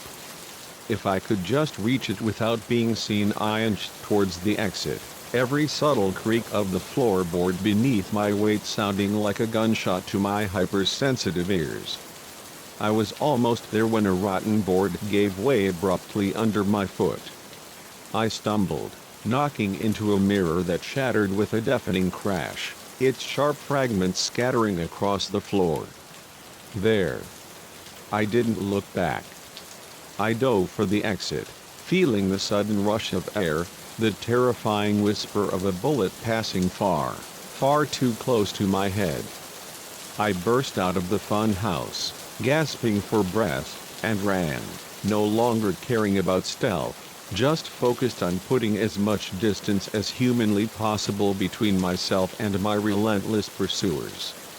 I found myself in the old Midway, surrounded by dilapidated game booths and the ghostly remnants of carnival attractions. In a desperate, last-ditch effort, I ducked into one, huddling beneath the counter, praying for invisibility. I could hear them spreading out, their heavy footsteps systematic, methodical, searching. It was only a matter of time before they found me. As I crouched there, trying desperately to quiet my frantic breathing, my hand brushed against something cold and metallic. I looked down, and a strange, almost hysterical laugh bubbled in my throat. It was one of those old air rifles from a shooting gallery, probably left behind when the park closed, forgotten. It wouldn't do much against real guns, but an idea, crazy, desperate, but a plan nonetheless, began to form in my mind. It was all I had. I waited, my body tense, every nerve on edge, until I heard heavy footsteps approaching my hiding spot, the man's shadow falling over me. Then, taking a deep, fortifying breath, I popped up and fired the air rifle.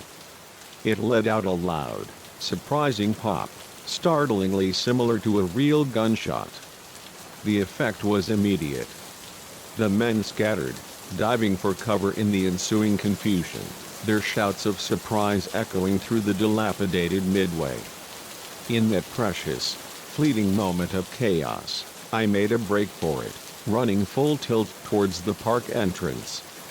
I could hear furious shouting behind me as they realized the trick, but I had a head start now, a desperate, exhilarating lead. My lungs were burning, raw with exertion, my legs felt like lead, but I didn't dare slow down. The entrance gate, a beacon of tantalizing freedom, came into view, and with it, my car, parked just outside the perimeter. I'd never been so ecstatically happy to see that beat-up old Civic in my entire life. I reached the car, fumbling desperately with my keys, my hands shaking uncontrollably. Behind me, I could hear them getting closer, their furious shouts growing louder, more distinct. The key slid home into the ignition, and I yanked the door open, throwing myself inside. The engine roared to life with a satisfying growl just as they burst out of the park entrance. I threw the car into reverse, tires squealing in protest, as I peeled out of the parking lot, leaving them in a cloud of dust and gravel. In my rear-view mirror, I saw them pile into a battered van, its engine roaring, ready to give chase. What followed was the most terrifying, adrenaline-fueled drive of my life. I sped down abandoned back roads, the van a relentless shadow close behind, its headlights burning holes in the darkness. Every sharp turn was a desperate gamble. Every straightaway, a chance for them to gain ground. It wasn't until I reached the main highway, merging frantically into the late-night traffic, that I finally, blessedly, lost them. Even then, I didn't slow down, didn't breathe easily, until I reached the nearest police station. The next few days were a blur of police statements, FBI investigations, and the relentless flash of media cameras. My photographs, coupled with my harrowing testimony, were irrefutable, undeniable. They were enough to bring down a major weapons smuggling operation. The abandoned park, it turned out, had been their primary base of operations for years, hidden in plain sight, a perfectly sinister cover. I've been asked many times if I regret going to Wonderland that night, knowing what I know now, having experienced that nightmare. The truth is, I don't. Yes, it was terrifying. Yes, I came closer to death than I ever want to again, a terrifying brush with mortality. But we exposed a dangerous criminal operation, brought a network of violent individuals to justice, and, in a small way, made the world a little bit safer.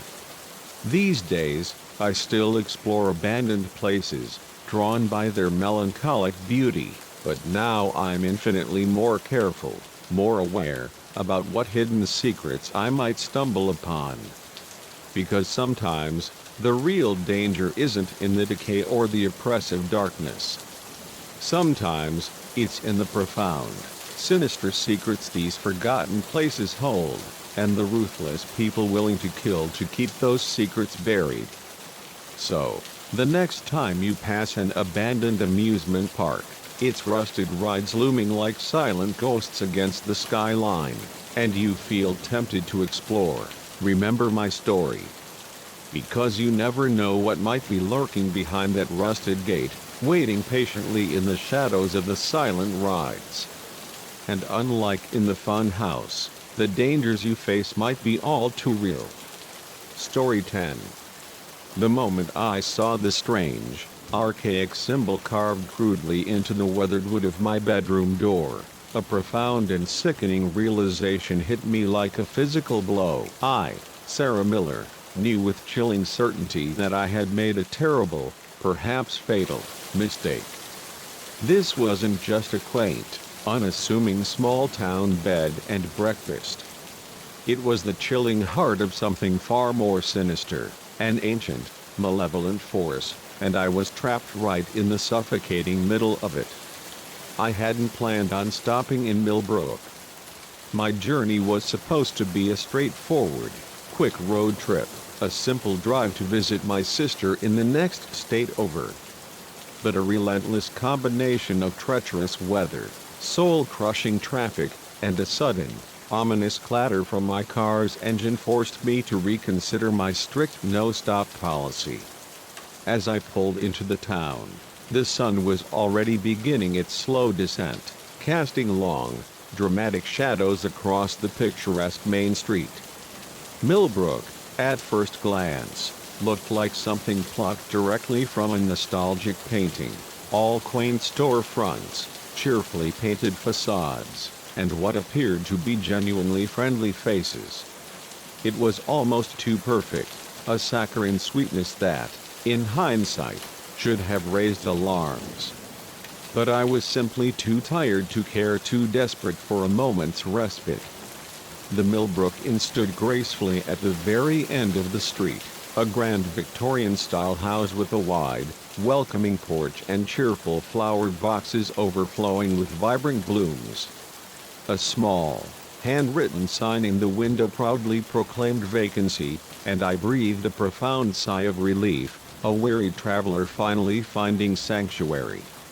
The woman who greeted me at the door looked like everyone's idealized grandmother, soft, silver hair pulled back in a neat bun, kind, crinkling eyes behind wire-rimmed glasses, and a flower-dusted apron tied around her waist. "Welcome to Millbrook, dear," she said, her voice warm and inviting, a comforting balm to my frayed nerves. "I'm Martha. You look like you could use a hot meal and a soft bed." I couldn't argue with that, every fiber of my being craving both. As Martha led me to my room, chattering amiably about the town's charming history and the day's unpredictable weather, I found myself slowly, luxuriously relaxing for the first time in hours. The room itself was cozy, almost cliché in its rustic charm, with a four-poster bed draped in antique lace and heavy, ornate furnishings. It smelled pleasantly of lavender and freshly laundered linens, a comforting aroma that promised peace. "Dinner's at 7 in the main dining room," Martha said, her voice a cheerful admonition as she handed me a heavy, ornate brass key. "Don't be late. We've got a special roast tonight." I thanked her, the words barely escaping my lips, and settled in, taking a quick, refreshing shower before heading down to dinner. The dining room was already bustling when I arrived, filled with a mix of other guests and what appeared to be some friendly locals, all seated convivially around a large, polished wooden table. Martha's husband, George, a man with a booming laugh and a surprisingly stern gaze, was at the head of the table, carving a roast that smelled absolutely divine, its rich aroma filling the air. As I took my seat, I noticed something subtly odd. Everyone at the table was wearing the same small pendant, a silver disc, dulled with age, with a strange, intricate symbol etched deeply into its surface. I assumed it must be some local tradition, a charming community emblem, and dismissed it from my mind, focusing on the tempting meal before me. The conversation flowed easily, a comfortable ebb and flow of small talk. Everyone seemed genuinely curious about the newcomer in town. They asked about my journey, my ultimate destination, my life back home. I found myself sharing more than I usually would with complete strangers, drawn in by their seemingly genuine interest, their warm, inviting smiles.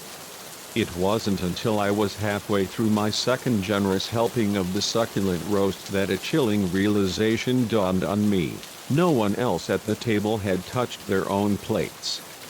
They were all watching me eat, their gazes intense, unblinking, a collective focus that made my skin prickle with sudden discomfort. Is everything okay?" I asked, lowering my fork, my voice faltering slightly. Martha laughed, a tinkling, brittle sound that didn't quite reach her eyes. "Of course, dear. We're just so glad you're enjoying the meal. It's not often we get visitors in Millbrook, not truly." The rest of the dinner passed in a surreal blur.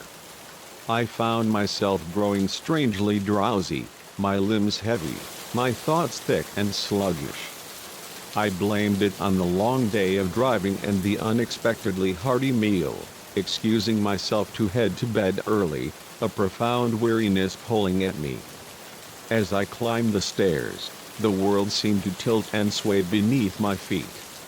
I stumbled into my room, barely managing to lock the door behind me before collapsing, fully clothed, onto the soft bed. As consciousness slipped away, a fleeting, urgent thought, a whisper of profound unease, flickered through my mind. Something wasn't right. But before I could grasp it, the comforting, oppressive darkness swallowed me whole. I woke with a violent start, disoriented and profoundly groggy, my head pounding with a dull, insistent ache. The room was dark, but a thin sliver of moonlight, a sliver of terrifying truth, cut through the gap in the curtains, illuminating something that hadn't been there before. Carved deeply into the weathered wooden door, unmistakable and stark, was the very same symbol I'd seen on the pendants at dinner. Fully awake now, my heart a frantic drum against my ribs, I scrambled out of bed. My head throbbed, a relentless hammer against my skull, and my mouth felt like it was stuffed with cotton. Drugged, I realized with a growing, sickening horror. They drugged me at dinner. I tried the door, shoving against it with desperate force, but it was locked from the outside. The window was my next, desperate option, but when I pulled back the curtains, my blood ran cold. It was boarded up, thick planks of wood nailed firmly across it. I was trapped. Panic, a cold, suffocating wave, threatened to overwhelm me, but I forced it down, desperately trying to think, to find a way out. I frantically searched the room for anything, any small object, I could use as a weapon or a tool. But the room was bare, meticulously stripped of anything useful. Whoever had prepared this room had done a thorough, terrifying job. As I stood there, trembling, desperately trying to conjure a plan, I heard it. Chanting. Low and rhythmic, a guttural hum, coming from somewhere directly below me. I pressed my ear to the floor, straining to make out the words. It was like nothing I'd ever heard before, a language that sounded ancient, profoundly alien, and somehow, chillingly wrong. The chanting grew louder, more insistent, and with it came the terrifying sound of heavy footsteps on the stairs, slow and deliberate, ascending. My heart raced, a frantic drum against my ribs, as I looked around desperately for somewhere to hide. But there was nowhere. I was cornered. The lock clicked, a loud, final sound, and the door swung open. Martha stood there, but she was hardly recognizable as the kindly innkeeper from earlier. Her eyes gleamed with a fanatical, unhinged light, and her smile was no longer warm, but predatory, a terrifying baring of teeth. "It's time, my dear," she said, her voice oddly resonant, imbued with a strange, unsettling power. "The sleeping god awaits his sacrifice." Two men, burly and silent, appeared behind her, grabbing my arms before I could even react, their grips like vices. I struggled, twisting and kicking, but whatever they had drugged me with had left me weak, uncoordinated, my limbs heavy and unresponsive. They dragged me from the room and down the stairs, each step a descent into a nightmare. The main room of the inn had been utterly transformed. The furniture was pushed crudely against the walls, creating a wide, open space, and in the very center, impossibly, stood a large, rough-hewn stone altar that I was certain hadn't been there before. The other dinner guests stood around it, their faces impassive, chillingly blank, all wearing hooded robes, their pendants glowing with an eerie, faint light. As they forced me towards the altar, my mind raced, a chaotic maelstrom of disbelief and sheer terror. This couldn't be happening. Things like this didn't happen in real life. Any moment now, I'd wake up and realize this was all a bizarre, feverish dream brought on by bad road food and exhaustion. But the cold, unforgiving stone against my back as they laid me roughly on the altar was all too real, a brutal confirmation of my waking nightmare. The chanting grew louder, a cacophonous, guttural chorus, and I could feel a strange vibration in the very air, a building pressure that made my ears pop. George approached, holding an ornate, wicked-looking dagger, its blade glinting menacingly under the flickering candlelight. His eyes were completely black, reflecting no light, bottomless voids. "For centuries, we have kept the faith," he intoned, his voice deep and resonant, a chilling echo. "For centuries, we have fed the sleeping god, keeping him appeased, keeping him sleeping. And now, with your sacrifice, we ensure another century of peace." I wanted to scream, to beg, to reason with them, to plead for my life, but no sound would come out. I was paralyzed, utterly unable to move, whether from sheer, overwhelming fear or whatever potent drug they had given me, I couldn't tell. George raised the dagger, its blade catching the candlelight in a final, terrifying glint. In that agonizing moment, as I stared death directly in the face, something deep inside me snapped. With the strength born of pure, unadulterated desperation, I wrenched my left arm free, a sudden, surprising burst of adrenaline, and grabbed, wildly, for the pendant hanging around George's neck. The moment my fingers, cold and trembling, closed around it, a shock, an intense, searing jolt, went through my entire body. The pendant burned white-hot against my skin, and a scream, raw and terrifying, tore from my throat. But it wasn't my voice. It was something else. Something ancient. Something terrifying. The robed cultists recoiled, stumbling backward, their faces contorted into masks of pure terror. The building pressure in the room built to an unbearable, deafening crescendo. a sound like reality itself tearing apart at the seams. And then, with a final, blinding flash, everything went black. I came to on the side of a deserted road, miles outside of Millbrook. My car was there, miraculously, running smoothly, its engine purring as if it had never had a problem, as if no dark, terrifying events had just transpired. There was no sign of the town. No sign of the cult. No sign that any of it had ever, truly, happened. But clutched tightly in my hand, still burning faintly, the silver pendant remained, a tangible, horrifying reminder of the nightmare.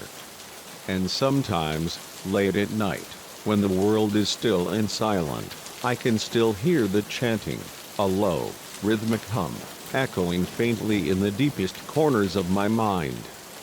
I never told anyone what truly happened in Millbrook. Who would ever believe me? I threw away the pendant, buried it deep in the earth, moved to a new city, tried desperately to forget. But I know the chilling truth now. I know that behind some small town's picture-perfect facades, ancient horrors slumber. And sometimes, terrifyingly, they wake up. Hungry. I don't take road trips anymore. I don't stop in small, forgotten towns. And I never, ever stay at bed and breakfasts. Because you never know when you might find yourself on the menu. Story 11. The first gunshot echoed through the ancient, silent forest, a brutal interruption that sent a flock of startled birds scattering into the bruised twilight sky. The second, a sharp, violent crack, hit the gnarled tree next to me, showering my face with splinters of rough bark. In that terrifying instant, a chilling, undeniable truth slammed into me: this wasn't just illegal poaching. They were hunting me. My name is Claire Peterson, and I've been a park ranger at Whispering Pines National Forest for the past 5 years. It's a calling I cherish, a life devoted to the untamed beauty of nature, to protecting its fragile wildlife, and to educating curious visitors about the vital importance of conservation. But nothing in my extensive training, no scenario planning or emergency drill, could have possibly prepared me for the raw, primal terror of that day. It started like any other routine patrol. I was meticulously checking the northern sector, a remote, rugged area we'd been closely monitoring due to an increasing number of reports hinting at possible poaching activity. The forest was hushed that morning, a profound quiet broken only by the gentle rustle of leaves underfoot. The air was crisp, carrying the first, subtle hint of autumn's arrival. I remember thinking how breathtakingly beautiful the sunlight looked, filtering through the changing leaves, painting the forest floor in shifting patterns of gold and amber. As I hiked deeper into the woods, however, a creeping sense of unease began to settle over me. I started noticing subtle, disturbing signs that something was fundamentally off: broken branches that seemed deliberately snapped, disturbed undergrowth that didn't fit with natural animal trails, marks in the soil that were undeniably out of place. My instincts, honed by years in the wilderness, screamed that something was wrong, profoundly wrong. But I pushed on, my professional duty overriding my growing apprehension. It was my job, after all, to investigate. Then I saw it, a chilling glint of metal, barely discernible in the dense underbrush. I approached cautiously, my heart racing a frantic drum against my ribs as I pushed aside the ferns. What I uncovered sent a cold shock through me: a trap. Not just any trap, but a heavy-duty, mercilessly illegal snare, clearly designed to catch large game, perhaps even something as formidable as a bear. This was serious. We'd had issues with opportunistic poachers before, Small-time operators, but never anything this sophisticated, this professional. I immediately radioed back to base, reporting my grim find and urgently requesting backup.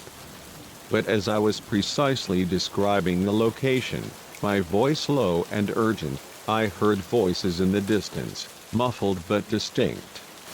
Quickly, instinctively, I cut the transmission, not wanting to alert whoever was out there to my presence.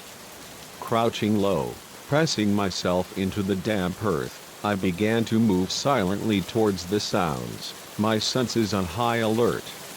Two men came into view, their forms obscured by full camouflage, each carrying a high-powered rifle.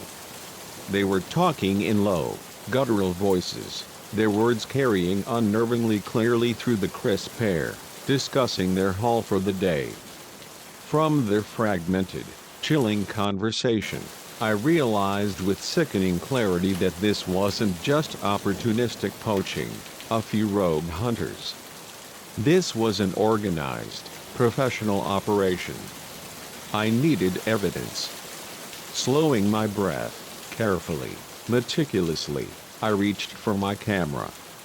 If I could just get a few clear, undeniable shots, their faces, their weapons, the illegal snares, it would be enough for a solid, undeniable case. I raised the camera, focused the lens, and pressed the shutter. The click, in the profound, unnatural quiet of the forest, seemed deafening, an explosive crack. Both men whirled around, their rifles snapping up, instantly pointed in my direction. I froze, paralyzed by pure, unadulterated terror, silently praying they hadn't seen me, hadn't heard the telltale sound. For a long, agonizing moment, nothing moved, the air thick with tension. Then, one of them, a burly figure, gestured silently to his companion, and they began to move, slowly, deliberately, in my direction. I knew, with a sudden, desperate certainty, that I had to get out of there. As quietly as I could, I began to back away, melting into the shadows. But in my desperate haste, my foot landed squarely on a dry branch. The snap echoed through the silent forest. It might as well have been a gunshot. Over there. One of the men shouted, his voice a guttural roar. That's when the first shot rang out, a violent, ripping sound. I didn't wait to see if it was a warning, a deliberate attempt to scare me off, or if they were aiming to kill. I ran. Branches ripped savagely at my face as I crashed blindly through the underbrush, twigs and leaves tearing at my uniform. I could hear them behind me, their heavy footsteps pounding, shouting to each other as they gave relentless chase. The second shot splintered the tree beside me, sending splinters flying, and I realized with a brutal, sickening jolt of terror that they weren't trying to scare me off at all. They were shooting to kill. I ran harder than I had ever run in my life, my lungs burning, raw with exertion, my legs screaming in protest, feeling like lead. But raw fear, a primal, potent surge, kept me going. I knew these woods intimately, every hidden trail, every treacherous ravine, better than they ever could. It was my only advantage. As I ran, my mind raced, desperately trying to form a plan. The nearest ranger station was miles away, an impossible distance. My radio was useless, dead with no signal this deep in the forest. I was utterly on my own. I veered sharply off the main deer trail, heading towards a series of caves I knew were nearby, hidden deep within a rocky outcrop.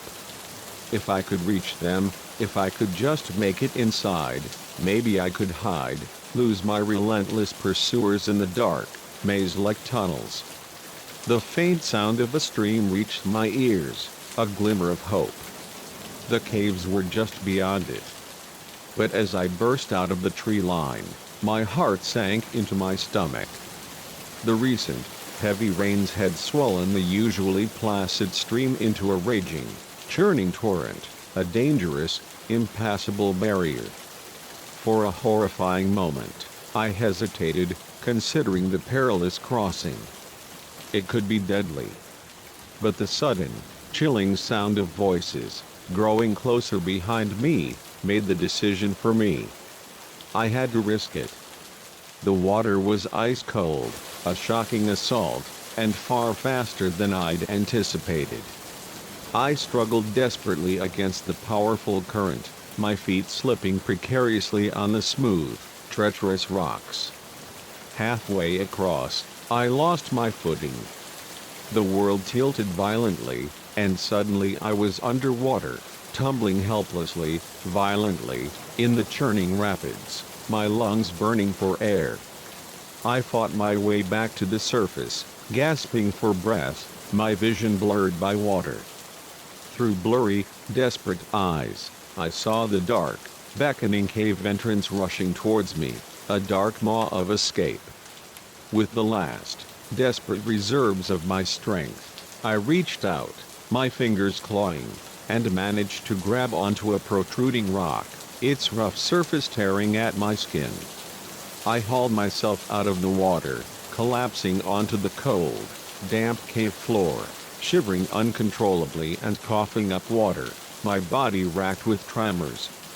But I couldn't rest. I could hear shouting from the other side of the stream. They were still coming. Stumbling to my feet, my muscles screaming in protest, I plunged deeper into the welcoming darkness of the cave. The absolute blackness swallowed me whole, and I had to feel my way along the rough, unforgiving walls, my hands raw. Behind me, I heard the distinct sound of splashing. They were crossing the stream. I moved faster, ignoring the scrapes and bruises as I bumped blindly into unseen obstacles in the suffocating black. The cave twisted and turned, a dark, disorienting labyrinth, branching off in multiple directions. I took random turns, desperate, praying to lose them in the bewildering maze. After what felt like endless hours, but was probably only minutes, I found myself in a small, cramped chamber. A faint, ethereal light filtered in from a crack high in the ceiling, illuminating a space barely big enough for me to stand in. It would have to do. I wedged myself into a narrow crevice in the rock face, trying desperately to quiet my ragged breathing, to make myself utterly invisible. And I waited. Time seemed to stretch endlessly, each second an eternity of profound dread. I could hear them moving through the caves, their voices echoing off the cold, damp stone walls, distorted, menacing. Sometimes they sounded far away, their voices distant murmurs. Sometimes, terrifyingly close, their words clear and chilling. "She has to be in here somewhere." One of them growled, his voice unnervingly near, laced with a brutal finality. "We can't leave any witnesses." The other replied, his voice equally grim. "Boss will have our heads if this operation gets blown." I pressed myself further into the unforgiving crevice, hardly daring to breathe, my heart a frantic drum against my ribs. A harsh beam of light swept across the chamber, cutting through the darkness as one of them passed agonizingly close by my hiding spot. For a heart-stopping moment, I was sure he'd seen me, that my hiding place was compromised. But the light moved on, and their voices, mercifully, faded as they continued down another tunnel, their heavy footsteps receding. I don't know how long I stayed there, frozen in fear, rigid and unresponsive. It felt like days, an eternity of claustrophobic terror. Eventually, the cave fell silent, a deep, profound quiet. But still, I waited, terrified it might be a trick, a cruel ruse to draw me out. It wasn't until I saw the light changing, a subtle shift signaling the reluctant approach of dusk outside, that I finally dared to move. Every muscle screamed in protest as I slowly, agonizingly, uncurled myself from my hiding spot. Slowly, cautiously, my movements precise and deliberate, I made my way back through the dark, twisting passages of the caves. The forest was quiet when I finally emerged, bathed in the soft, golden hues of sunset, of breathtaking, almost ethereal beauty. There was no sign of the poachers, no trace of their brutal presence. Somehow, miraculously, impossibly, I'd outlasted them. On shaky, aching legs, I began the long, arduous trek back to the ranger station, each step a testament to my survival. It was fully dark by the time I stumbled, exhausted and disoriented, out of the woods, probably looking like something straight out of a horror movie, soaked to the bone, covered in mud and painful scratches, wild-eyed with a potent cocktail of fear and utter exhaustion. My colleagues were utterly shocked when I burst into the station, babbling incoherently about armed poachers and being hunted through the forest. They'd been about to send out a search party, worried sick when I hadn't checked in or returned from my patrol. The next few days were a blur of police statements, intense Park Service investigations, and my own exhausting debriefing.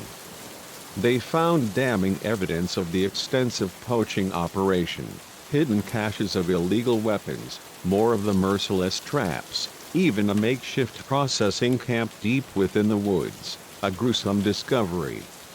But of the men who chased me, who hunted me, there was no sign. They'd vanished like ghosts, swallowed by the vast, unforgiving wilderness. In the weeks that followed, as the investigation continued and security within the park was significantly tightened, I struggled, profoundly, to come to terms with what had happened. The forest, which I had always seen as a sacred sanctuary, a place of peace and solace, now felt threatening, charged with a new, insidious danger. Every shadow held potential menace. Every unexpected sound sent my heart racing. But slowly, painstakingly, as the days passed and the nightmares began to gradually fade, I felt my profound fear transmute into something else, a fierce, unyielding determination. These people had invaded my forest, threatened the very animals I'd sworn to protect, and tried to brutally kill me to cover their heinous crimes. I wouldn't let them win by succumbing to fear. I went back to work, more vigilant than ever, my senses sharper, my resolve hardened. I helped train other rangers on what to look for, how to spot the subtle, telltale signs of poaching activity. We implemented new, rigorous safety protocols and significantly improved our communication systems. Sometimes, when I'm out on patrol, my gaze sweeps across the ancient trees, and I'll catch myself scanning the shadows, half expecting to see those camouflaged figures emerging from the underbrush, their rifles glinting. The sudden snap of a twig can still send my heart racing, a primal jolt of fear. But then, I'll see a deer grazing peacefully in a sun-dappled meadow, or watch a playful family of otters frolicking in the stream, and I'll remember, with renewed clarity, why I do this job. The forest is still my home. Still my profound responsibility. And no matter what dangers might be lurking out there, I'll keep protecting it. Because that's what being a ranger truly means, we stand as unwavering guardians between the precious wilderness and those who would exploit it, no matter the personal cost. So if you're ever hiking through whispering pines and you see a ranger, her eyes watching the trees with an unusually keen, almost watchful intensity, that might just be me.